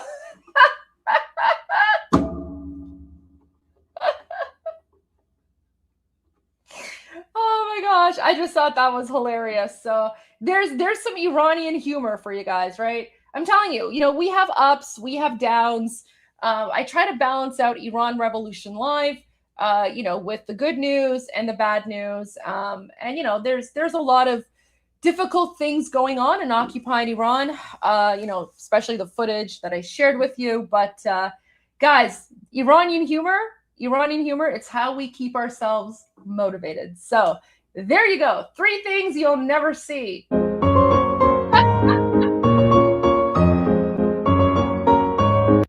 One more time. And then guys, before I end the show, I just want to say thank you all for tuning in.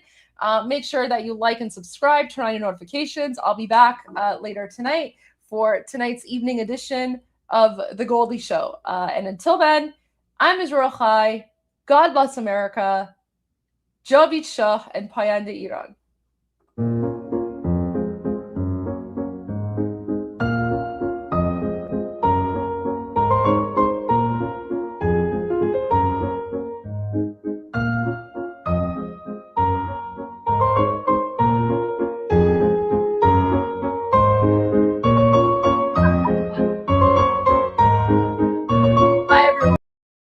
غرق انقلاب است.